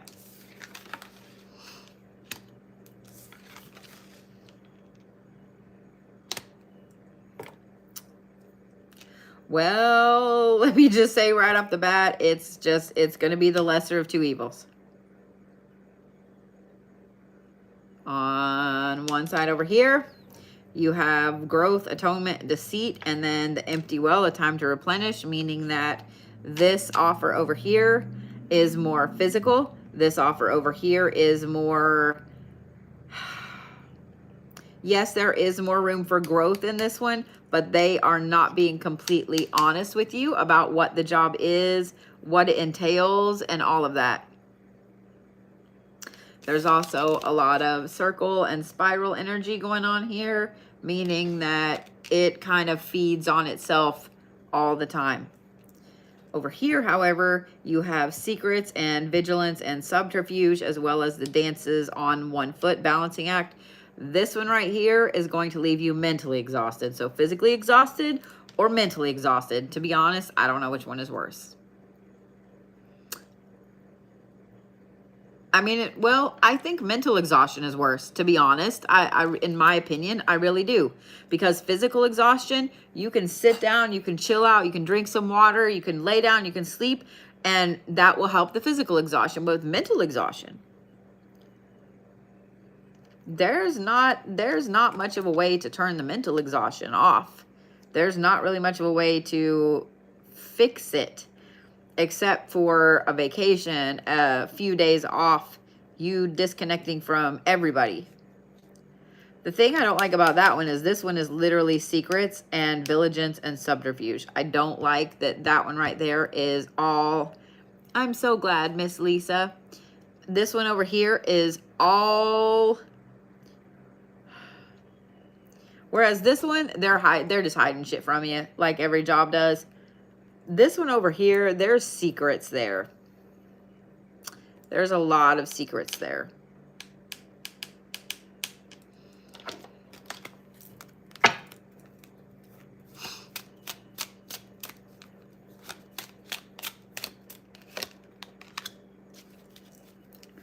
This is the passion card.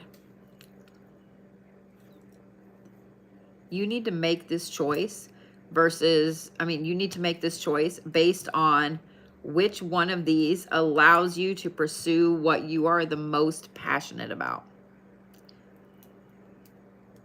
That's the difference in the two of these. I think either one of them is a good opportunity.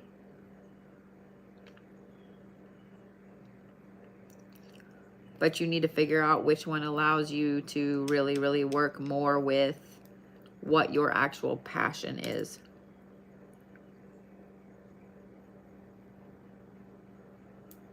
Okay? Does that make sense, Miss Megan? But know that the job that's more physical is going to be the one that has more room for growth. The one that is more mental is going to beat you up mentally on a daily basis. Not that this one won't, but this one right here, that is all the mental exhaustion. Just saying what I'm saying, Miss Megan. And if you're here, you watch this later, you're going to have to let us know which job you chose, the more physical or the more mental. Just saying what I'm saying.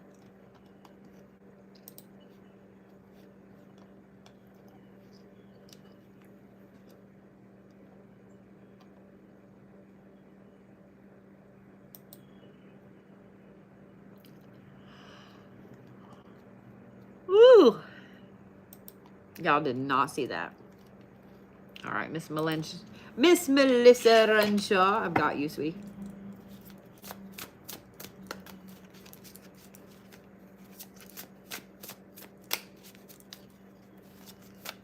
How do I decide which deck to use? Each deck is for something different, so it kind of depends on what the person is asking.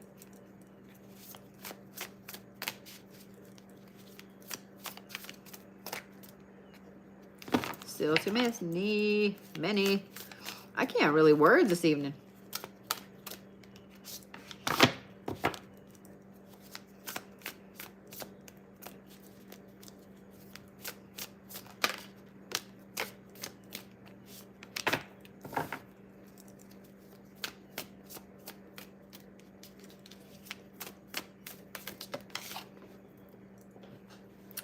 I caught it.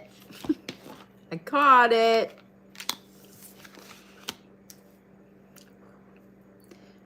Yeah, I think, you know, to be honest, I don't know which one's worse. I think when I was younger, I would have taken the physical exhaustion over the mental exhaustion. Now, I'm mental exhausted all the time, so I don't know that I want to be physically exhausted too. Like right now, I'm so mentally drained that my whole brain is doing this like shutdown, complete shutdown. So yeah. So if I get to the point here in a minute where I don't feel like I'm giving you guys very good reads, I'm going to be here all day tomorrow just unpacking. I really need to go over to the house, but I'm going to do that on Monday. So if I get to the point where I'm not giving you a good read, just saying.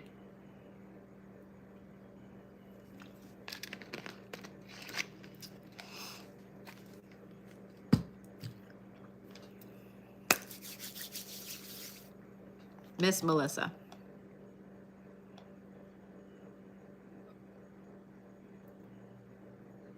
Get you all back down here. All right. You start off with the crossing, which is the initiation. Then you have the wall, which is obstacles.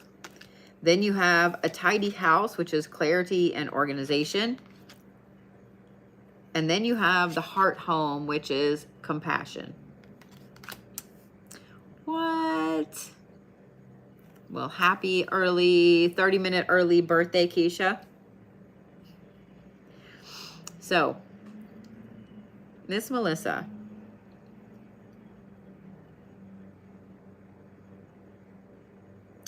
Let me just say this. This is confirmation that, yeah, you were going through some tests. You were going through some trials. You were going through all kinds of shit. Oh, the Schumann's only at 50% now.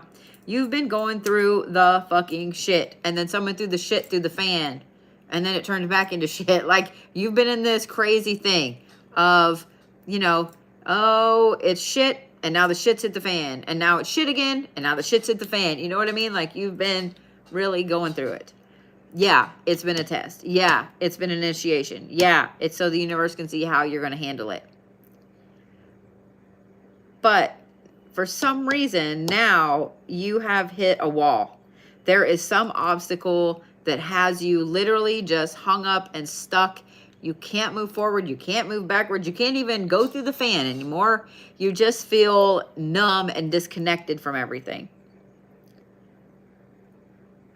Gonna sound stupid, or maybe it won't to you. I don't know.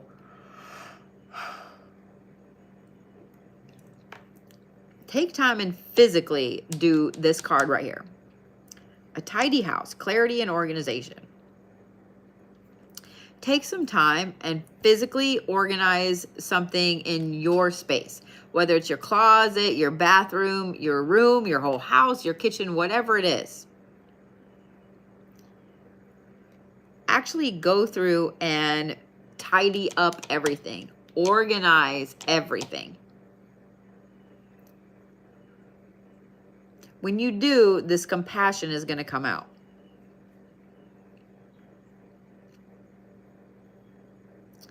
Which in turn is going to lead you back here to all of the things that you've learned with this initiation and show you why that wall formed. It's kind of like this, it's like a cycle, if that makes sense. But taking the time to physically clean an area, physically make it really organized is going to help you, A, clear your own mind, and B, get you past whatever this obstacle is and allow you to see it really, really clearly.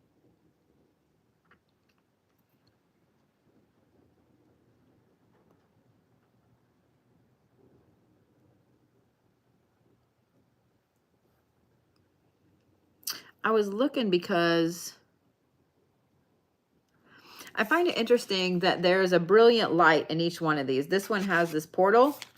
This one has the light up here. This one has the lights in the windows. And this one has the big heart. You see what I mean? I was looking at this brilliant light in all of these because I feel like, Miss Melissa, there's a light that's been following you around, and whether that's actually a light or whether it's a metaphorical light, there's a light that has been following you around, and it has been trying to show you the way every single time. But for some reason, I think you see it sometimes, but here lately you haven't seen it at all. It's almost like it points to like, hey, don't eat the brown M&Ms, eat the yellow M&Ms. You see it? It's like pointing you in the right direction.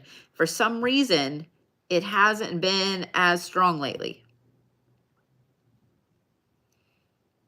Take some time and organize your space. I think you're going to find a lot of your gifts and abilities come right back.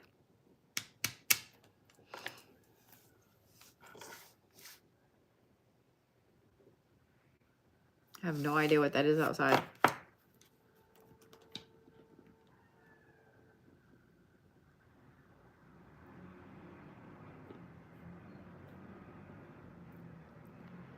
That's the weirdest sound. It was somebody going, "Rah!"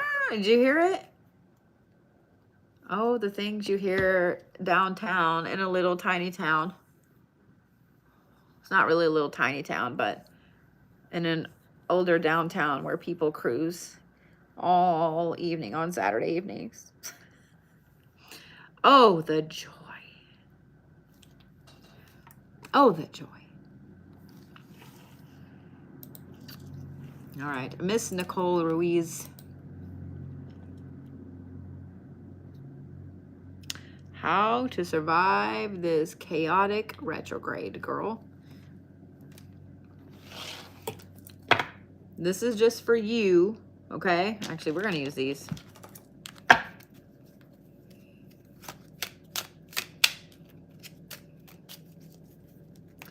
Actually, we're not.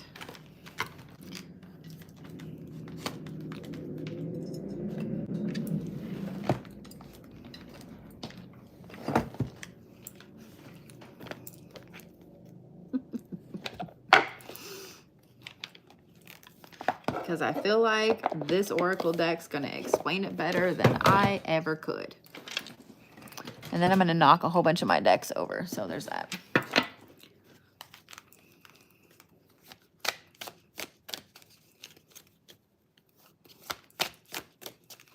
By the way, I found out today that I have 2 of these decks. I know that this one's the one that somebody had bought and then they didn't pay for. So, just saying.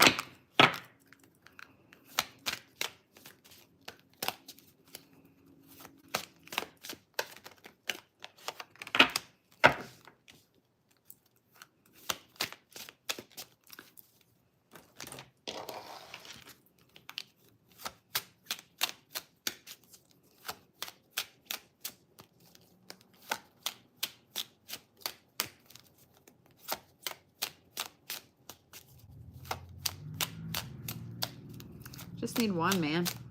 Thank you. All right, Miss Nicole. Ready?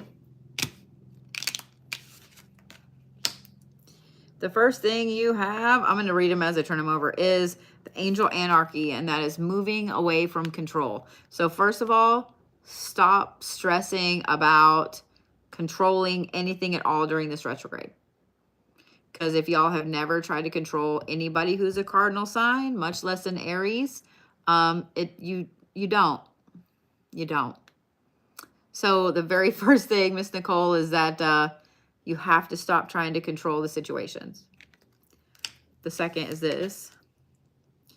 Sinister Sisters, find your soul tribe. This right here tells me that you've had a lot of your tribe that you thought was there take off on down the road, and that you feel like you're kind of stuck and alone, and you don't have people to talk to, and you don't have the friends that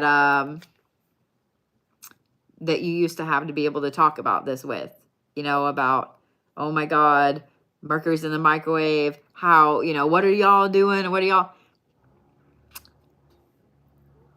You need to find your peeps. Okay. I know that everybody wants their peeps. That's part of why I'm on here every single day, because I know some of you guys don't have anybody. And I'm going to say this too. I do have a really large spiritual group. We would absolutely love to have you. We really would. We would absolutely love to have you as part of our group. They meet every single Sunday at, is it 6 or 7? I can't remember, guys. I'm sorry. They meet every single Sunday. I meet with them once a month, and there's a fantastic group of core people there that they have all become like peas and carrots. I'm just saying. They can help you find your people, okay? The next one is the fancy fat fucker and get healthy. So eat some good food, make good decisions, but eat some good food.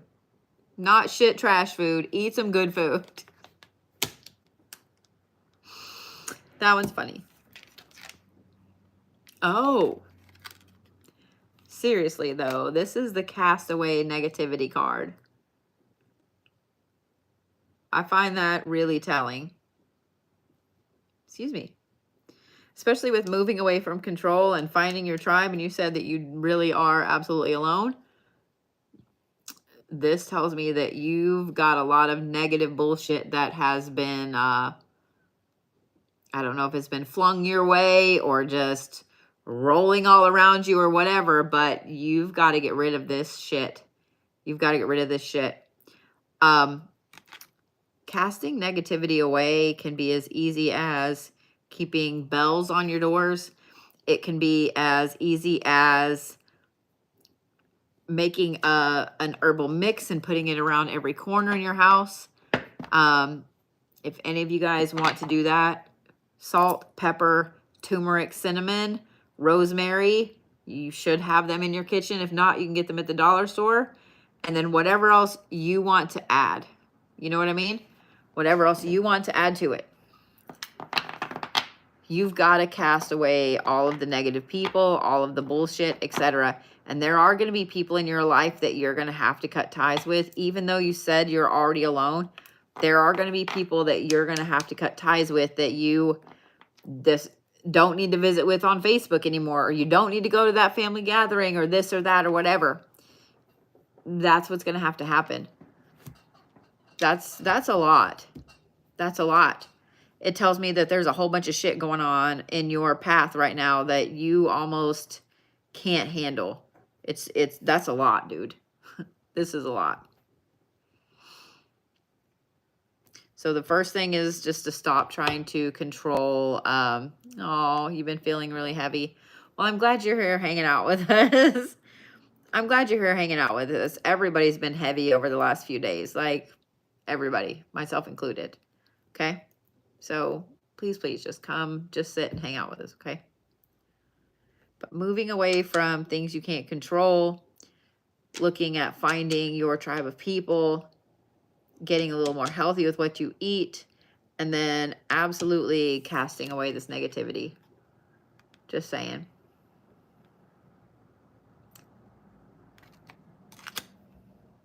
That makes sense. You actually got a pretty straightforward answer, like do this, do this, do this, and bam. Just saying. Just saying.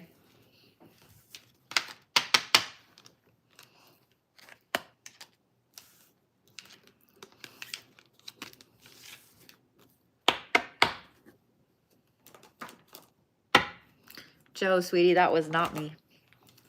I'm so sorry.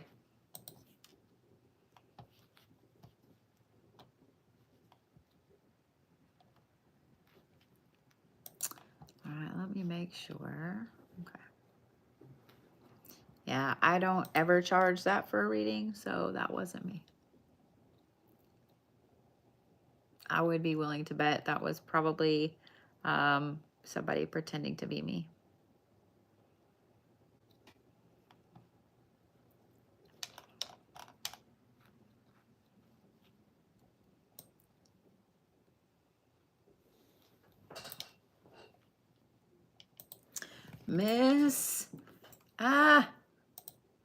Miss Minnie, are you ready?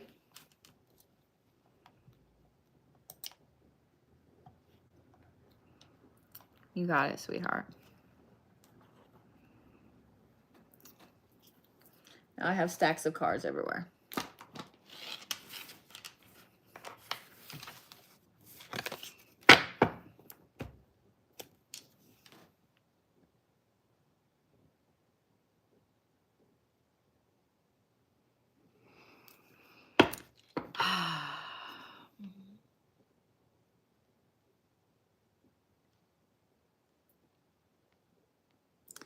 Yeah, I'm not gonna argue about that.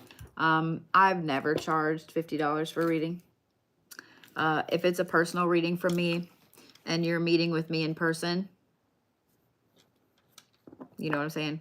If you're meeting with me in person, it is definitely not $50.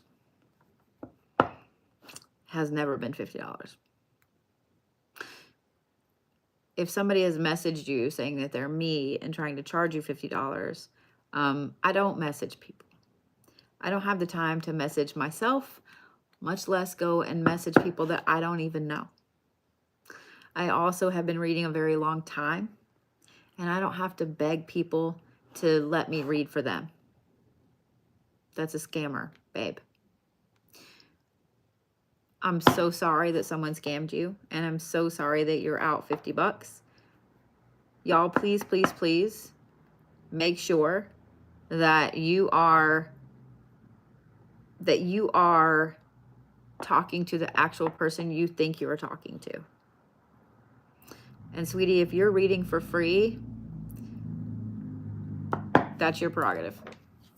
You're doing a service. That would be like a plumber coming to fix every toilet for free. If you're reading for free, stop it. Stop it. People are going to take advantage of you forever because they know that you're going to read for them for free. Don't sell yourself short. Reading is a skill. It is a talent, and it is just like plumbing. It is just like air conditioning. It is just like having your car worked on. It's just like therapy. It's all of those. It's just like all of those things. Say they agree. You should 100% be compensated for your time. Now, every now and then I'll pull cards for, you know, my sister, my kid. I do it for my kids all the time. But don't read for people for free. Don't. So, yeah. And it's not it has nothing to do with money. It has to do with the fact that people are assholes and they will 100% take advantage of you. 100%. Not everyone, but the vast majority will take advantage of you. So yeah, they'll take advantage of you. So, Miss Minnie, you ready?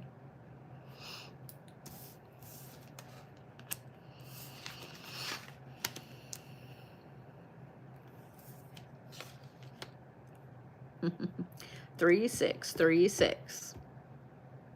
You gotta love that.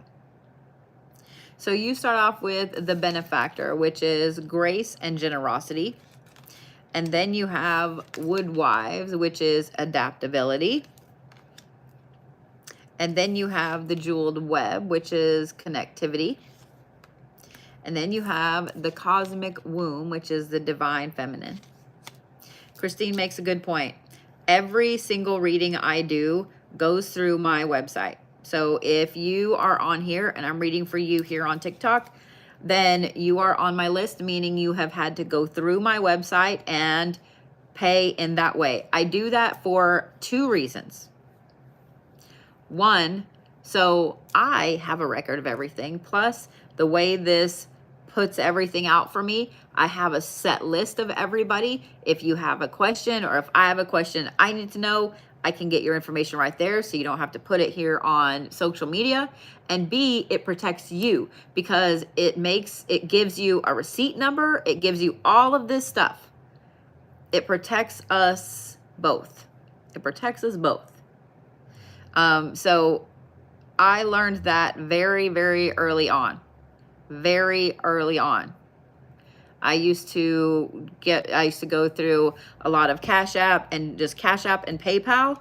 I don't do that anymore because, and every now and then I'll have somebody send me money on Cash App for a reading. And I'm like, it doesn't work like that. It doesn't work like that. And I just literally send it right back to them. Like, no, I don't, no, please take this back. Also, people think that they can skirt the line, and I am not that kind of person. I don't care. I love you, okay?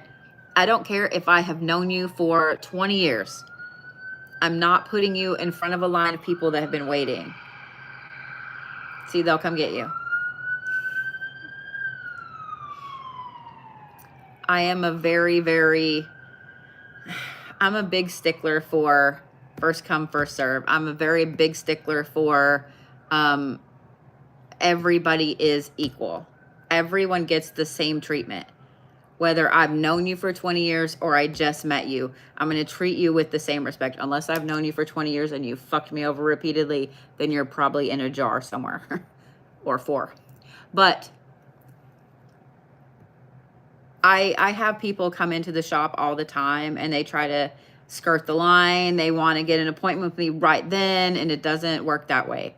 It may look like when you come in, I'm not doing anything. I am. Trust me. Usually I'm on a live in there, in the shop. I am filling orders. I'm making all kinds of shit. Like, I don't sit down. I don't sit down. Leanne, Christine, Sass, Nicole, Donna, all of my mods can tell you. Tashana, I don't sit down. In fact, I think every single one of you mods, y'all have been here or been at an event with me and seen me work. Like, they can tell you that I don't sit. I don't sit. So I can't cater to people that walk in and want to skirt the line. Like, it doesn't, I don't do that, you know? So for people to try to skirt the line and go, well, I sent you some on Cash App, doesn't work that way. And again, I'm going to go right back to, I have never, ever charged a flat $50 fee. I never have. I never have. So yeah. Yeah. Yeah, I never have. I'm a big stickler for numbers. So that's why they're like 33, 33, 44, 44. So if a scammer was actually a good scammer, they'd know that. They'd know that. But they don't.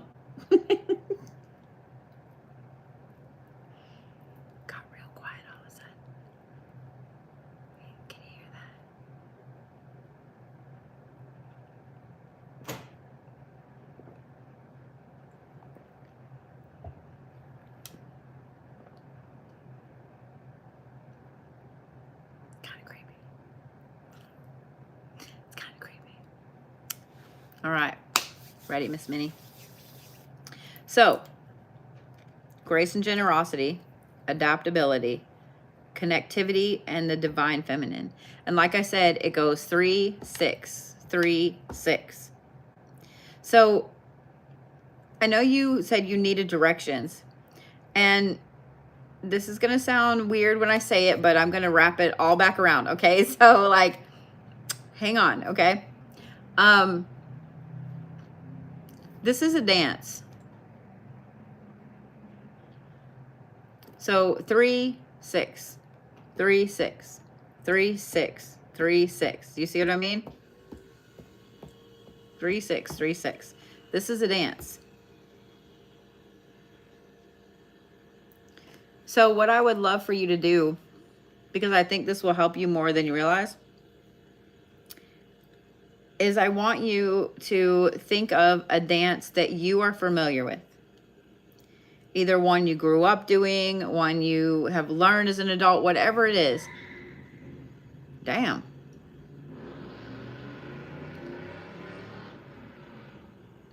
One day when I grow up, I'll be cool like that. Or like the blue Bodie 69_.4. Hey, I think I'm funny. Stop it. That was somebody drag racing. Yeah, that was somebody drag racing. Miss Minnie, this is a dance. Being graceful and then adapting. Connecting outer to the outside and then connecting to the inside. Then being graceful and adapting.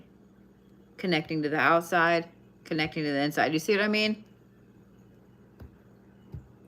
It's like 1, 2, 3, 4.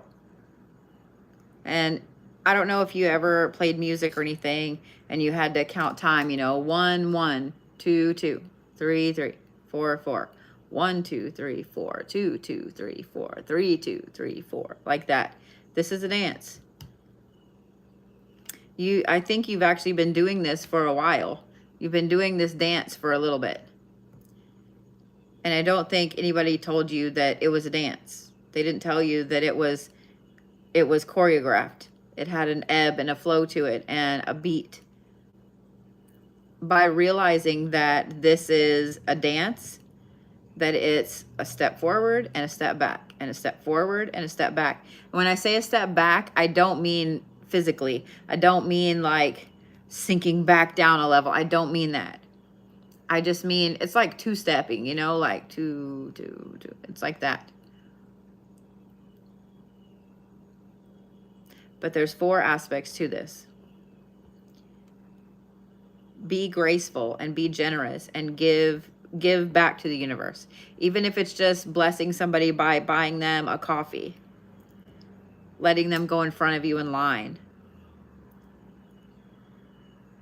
It is a busy night tonight.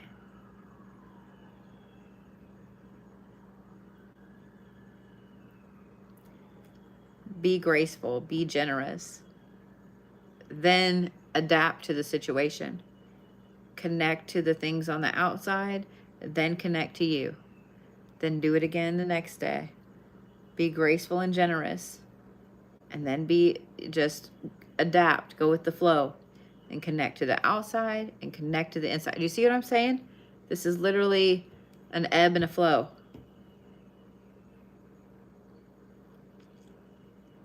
If you treat all of this stuff, all of these directions like a dance that has choreographed steps to it, it's going to be so much easier on you.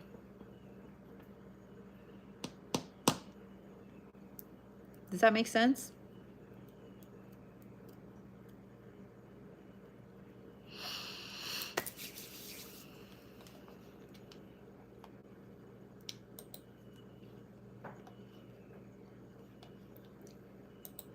All right, Miss Amy Henniger.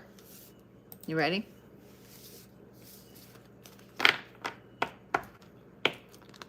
Well, I would say this.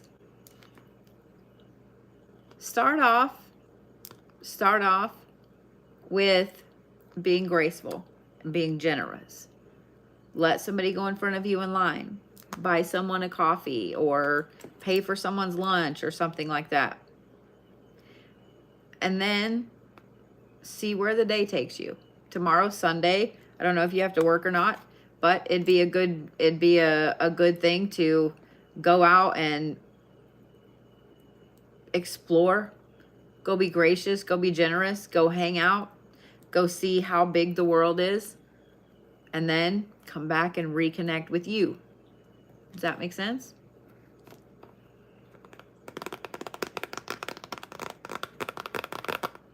I don't understand. Like, I like tapping my own nails. And it does kind of sound like rain. But, like, I can't sit and listen to the ASMR people doing that. I don't know why.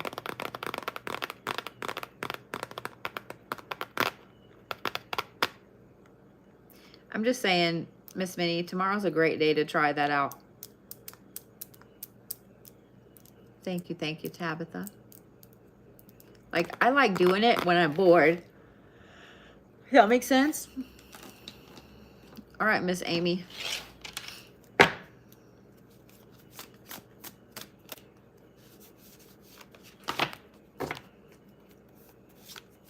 I got your question.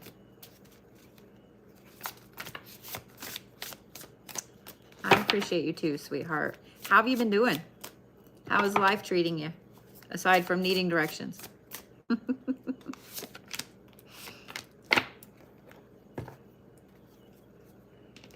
I also can't stand the people. I have come across some people that chew into the microphone.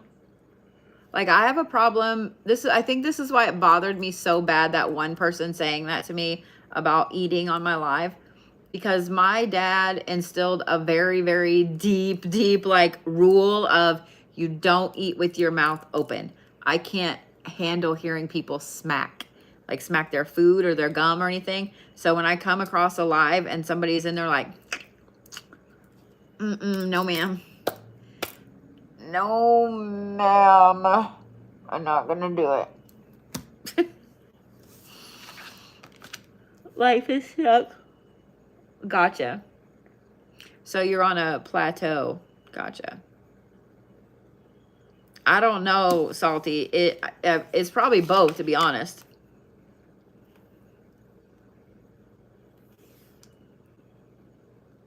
So Miss Amy, you had like 2 cards and 2 cards.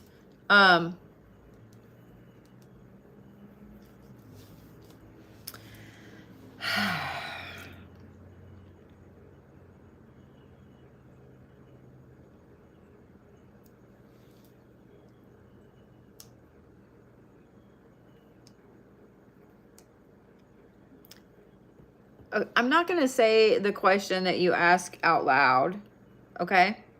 But, see? Oh, Schumann's still at 51%. That's fun. I'm not going to say the question you ask out loud, but these 2 things are 2. So you have 10 and 31. So 1 and 1. And then you have 7 and 9. So you have 2 digits and 2 single digits. These 2 over here are deep diving into a task, and the universe is your partner. So the answer to your first question there is yes, but. The second one is the sacred contract and a balancing act. So you have some kind of karmic contract with situations exactly like this. I'm going to advise you not to do anything until you have this balancing act taken care of. Until you have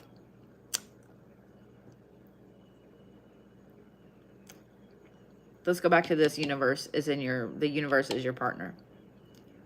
Start putting out the feelers. Start putting out all the things. Start doing everything you need to do so that you have your balancing act right before you deep dive. Okay? Because this sacred contract card right here tells me that you have some karmic issue with these same type of situations over and over and over and over. Does that make sense? So short answer is yes, but you need to make sure that you have your balancing act ready first. The universe is ready to hand you something different. You have to put out the feels, okay? Does that make sense?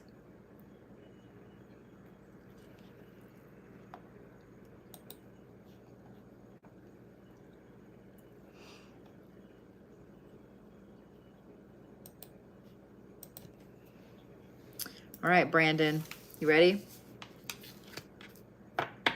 Okay.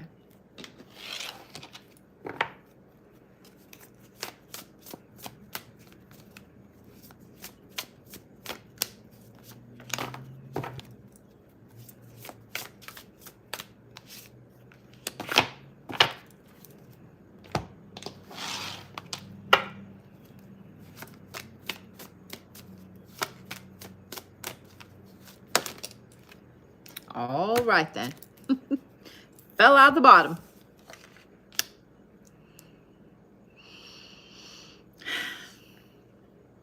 Good night, Miss Sylvie. You too. The very, very first card I turned over is the Feast of Plenty, which is choices and their consequences. Just saying what I'm saying.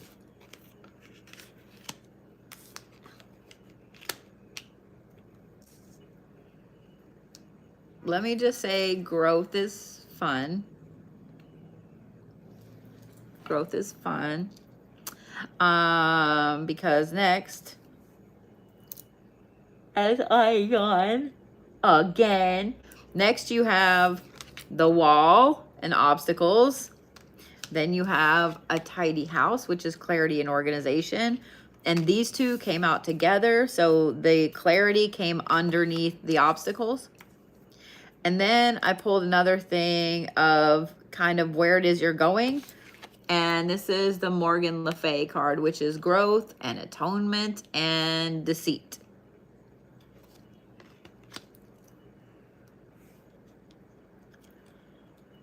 So the reason that you feel stuck, oh, thank you for the corgi booty. How are you, Whisper? Really?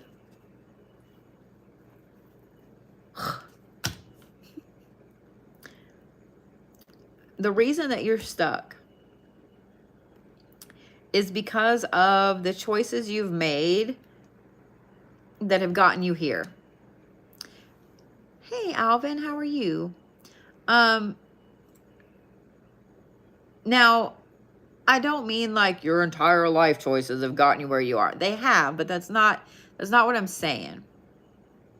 Because this is specifically about spiritual aspects, there are some things that you have consciously been doing, some decisions you've made, etc., that have gotten you where you are. I know you guys get stressed about, I'm stuck. And I do too, okay? When I feel like I'm stuck for too long, I start to kind of freak out a little bit. So I 100% understand. I want you guys to remember this. When you're stuck, it means you're on the right path.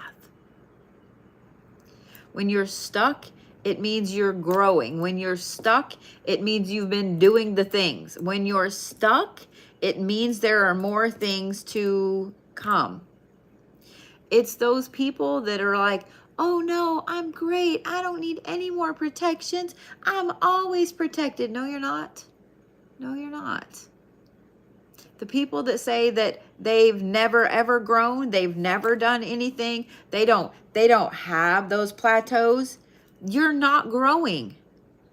If you don't have ebbs and flows, if you don't have points where you're like, I am fucking stuck and this is stupid, like if you don't have points where you're stuck, you're not growing. So when you guys hit a point where you're stuck, it sucks. And you should be frustrated, and you will be frustrated. But I want you to tell yourself, it's because you're fucking growing.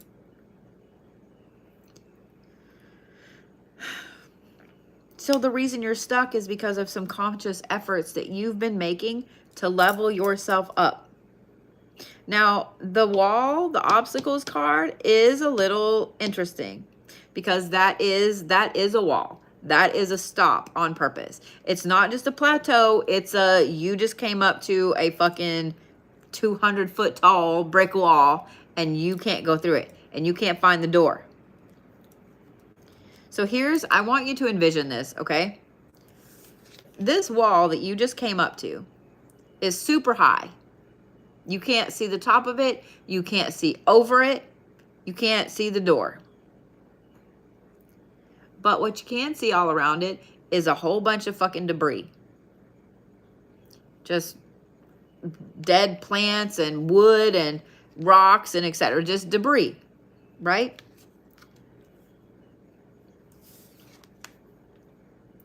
It's time to clear away the debris. This is the clarity and organization card. And it came out underneath the obstacles card. It's time to clear away the debris.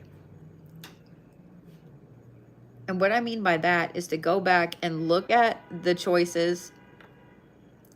Look at what it is that you've done that have gotten you to this point. Look at you. Look at where you think you're going. Like all of the things. And when I say where you think you're going, please don't take that wrong. It's because I know better than anybody that you might think you're going down this road right here, but the universe actually needs you like way the fuck over there to other universes from now, on a side road, whatever. Like the universe thinks we're cute, thinking that we know where we're going to go. Okay. So where you think you're going to go, clear all of those things out, clear all of those debris out.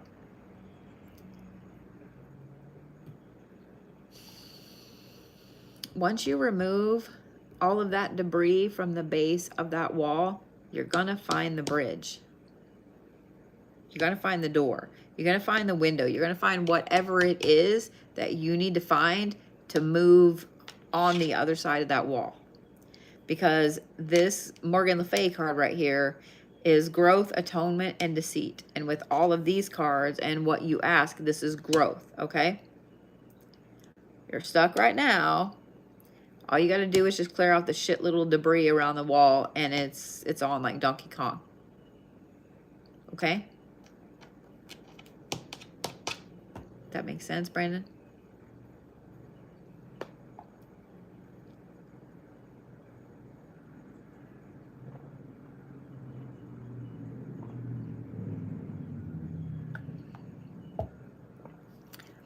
Okay, good. Sometimes clearing... I'm a visual person, and so I love to give like visual aspects to something. Oh my Lord. These mofos are on one tonight. You are so welcome, Brandon. You are so welcome.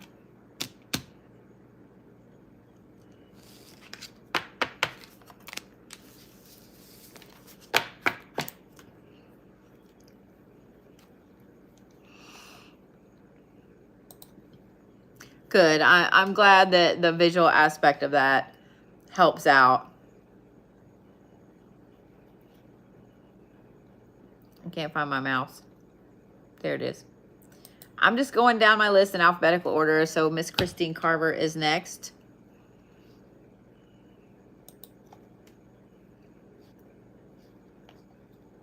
You got it, girl.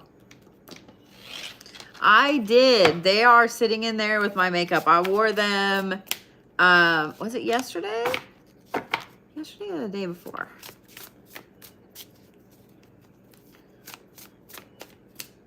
And then this morning I was going to put them on, and I ended up with these. I ended up with those.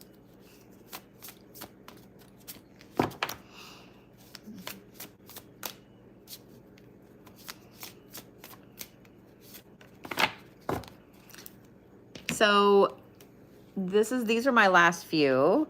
I had to catch up on some before. So let me tell you who's next after Christine.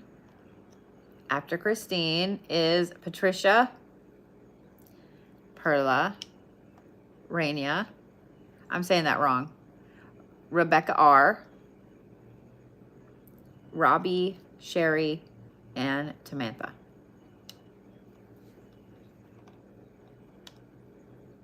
And this is all on YouTube where you guys can watch, okay?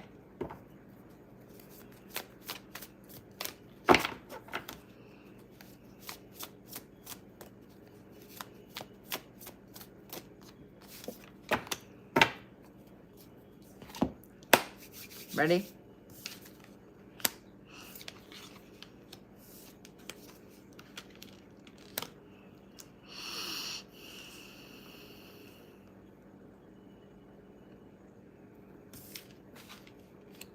Of course it is. Okay, I was like, why did I draw that last card when I already had all of these drawn?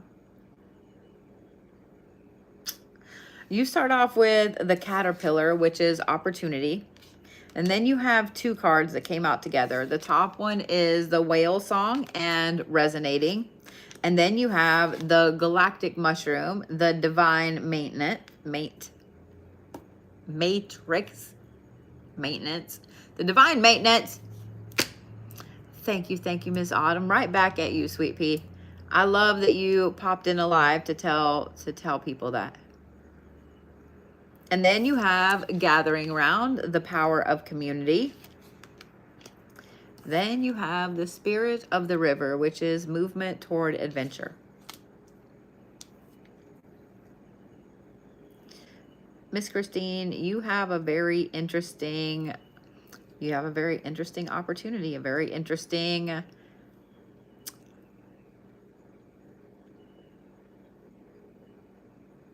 you have something in the works. And every time you get together with whatever this opportunity is, whether it is a person, a group, a place, a thing, every time you start to get around that thing, you start to feel like this is exactly where you belong. You start to feel like the divine matrix have you wherever it was supposed to be. Aww. I love that, Autumn. Magic. No, I'm just kidding. Every time you're around this, you get this feeling that you're exactly where you're supposed to be. You're going exactly where you're supposed to be going. This opportunity is also bringing in a lot of people. A lot of people that are in the community that you want to be a part of with this opportunity. It's also pulling you out of a comfort zone, pulling you towards more of travel, adventure, doing things that you've never done before, had never wanted to do before. This is like an interesting shift, an interesting change.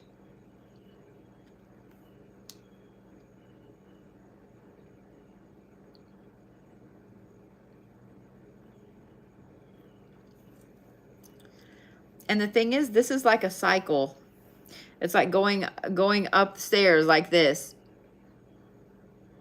Every time you get to the opportunity and you start to really work with that opportunity, it starts to resonate and feel like it's pulling you out of the matrix. And then you're finding the people that are supposed to be around you. And then you're moving toward adventure. And then opportunity. And you see what I mean? It's just like this. It's going up, up, up, up, up, up, up, up, up, up, up. I don't think this is ever going to stop. I think that you're on this ride and you're not getting off. You're not getting off.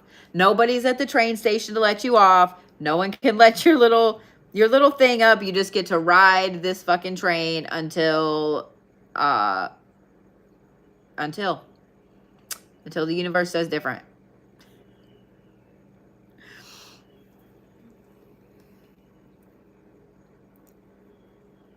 Okay, I was like, uh-oh, okay. So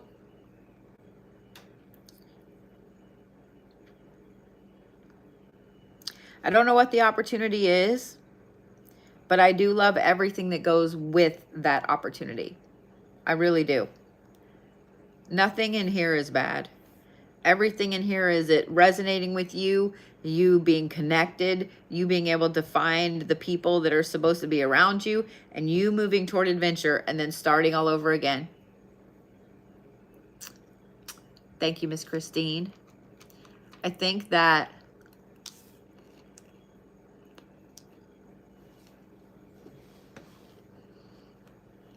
you've already been in this cycle for a little bit, and you just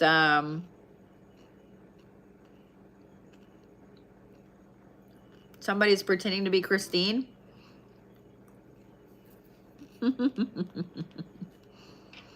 You've made it, Christine. If they're pretending to be you, you've made it.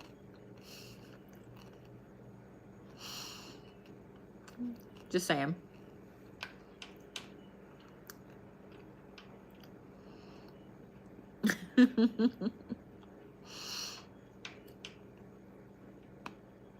So, I think you've been a part of all of this.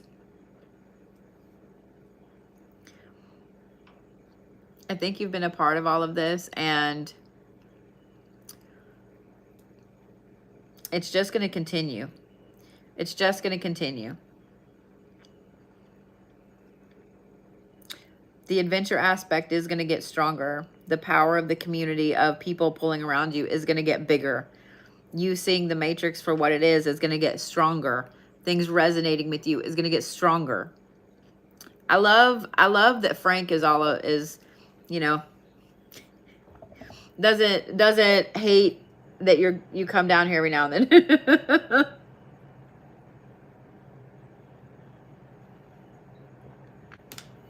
I'm just saying. I'm just saying. Yeah, you're not getting off this ride anytime soon, my friend. Not at all. Not at all. Yeah, Lover's like, yay, Brig! Oh my gosh.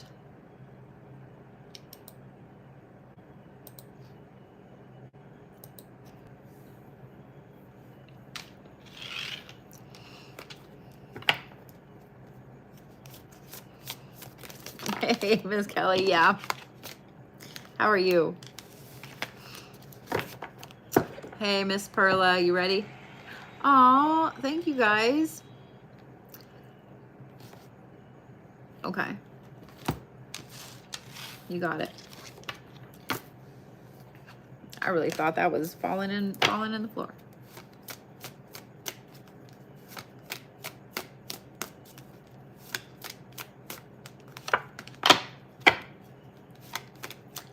Thank you, Gavin. All right.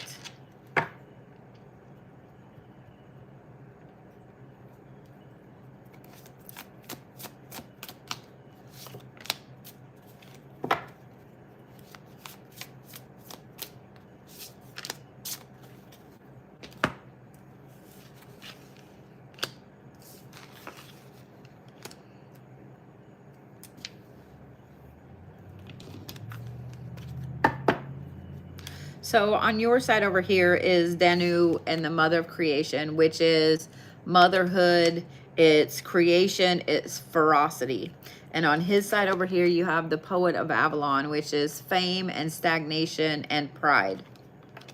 And then in the middle, you have the Netcaster of plans coming to fruition. And this one really, really matches your card. I mean, it almost looks like the same deity standing there. But then you have on the other side a tidy house, which is clarity and organization and lots of red.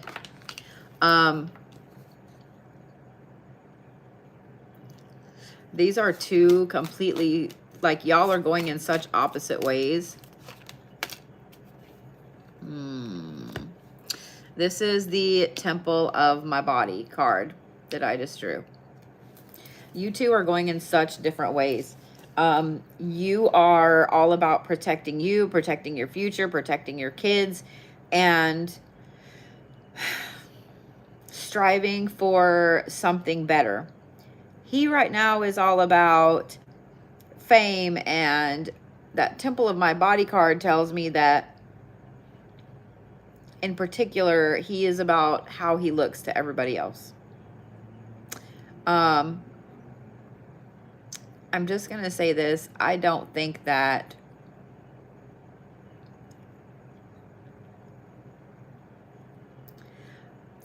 he's going to expect. I don't think he's going to be able to look further than how he feels he looks to other people, if that makes sense.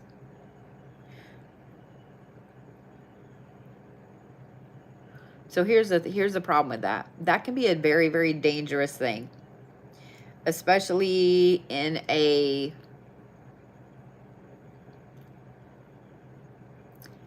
split, in a divorce, anything like that. How he appears to other people and so on is not how he is, and it's going to take a while for people to see that. But it's always a blitz. Him getting caught up in how he looks and how he feels is a huge thing.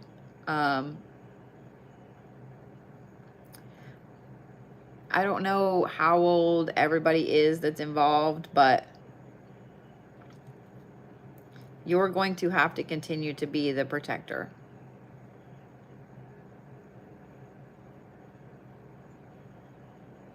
You're going to have to continue to be the protector.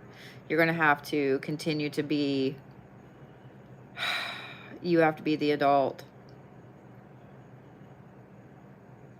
The problem with somebody that really, really is in tune with only how they look, it's a very narcissistic aspect. It's a very narcissistic quality of, you know, I'm going to look great and I'm going to sound great and, you know, I'm going to, on the outside, do everything that needs to be done to make me look great. That's only going to work for a little while, but the problem is especially with narcissists like that, and I don't use that term lightly, but everything right here in these cards points to that. Everything points to that. They know how to use that absolutely to their advantage.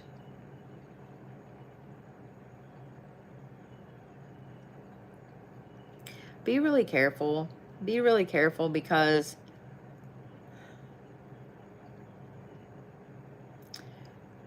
that fame and pride aspect there, the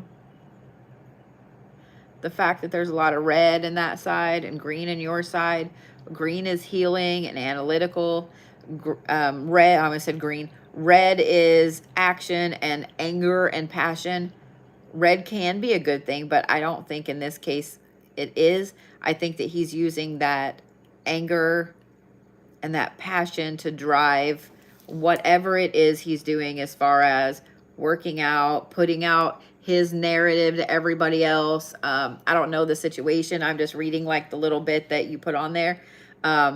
He's spinning a lot of yarn trying to make sure that he looks the best. Be very leery of someone like that. Know that people will see him for who he is, but it might take a little bit. Just saying. Woo! It might take a little bit. So, yeah.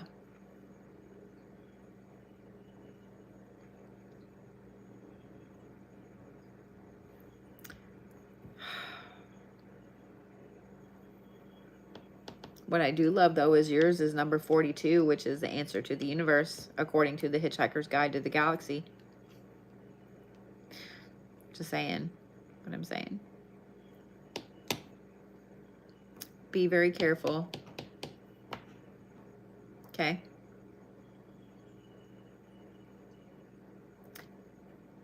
People like this, when they are so worried about their looks and how they look to everybody else, especially in this situation, they will stop at nothing to make you look bad.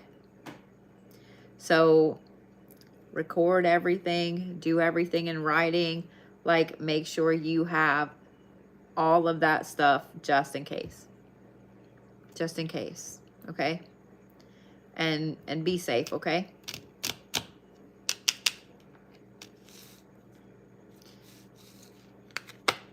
And if you need me, you know where to find me. I'm just gonna say that. You are so welcome, Miss Pearl. Please be careful with this guy, okay? Please be careful with this person. Thank you, Bunny.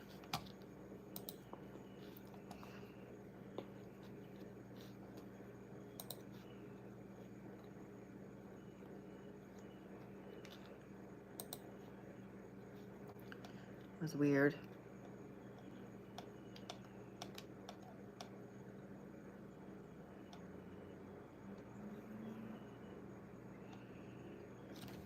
So I have 6 left.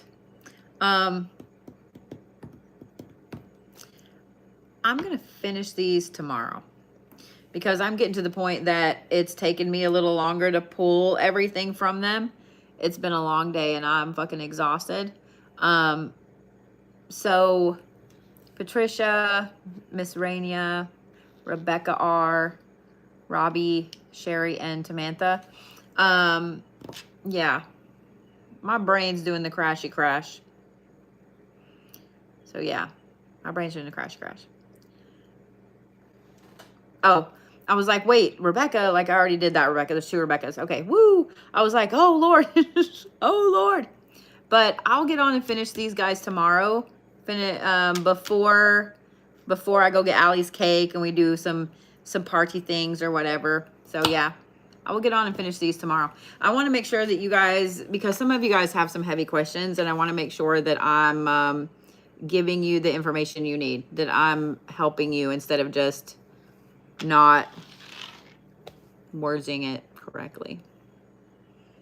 So yeah. So let me stop YouTube over here. Thank you guys for watching over there.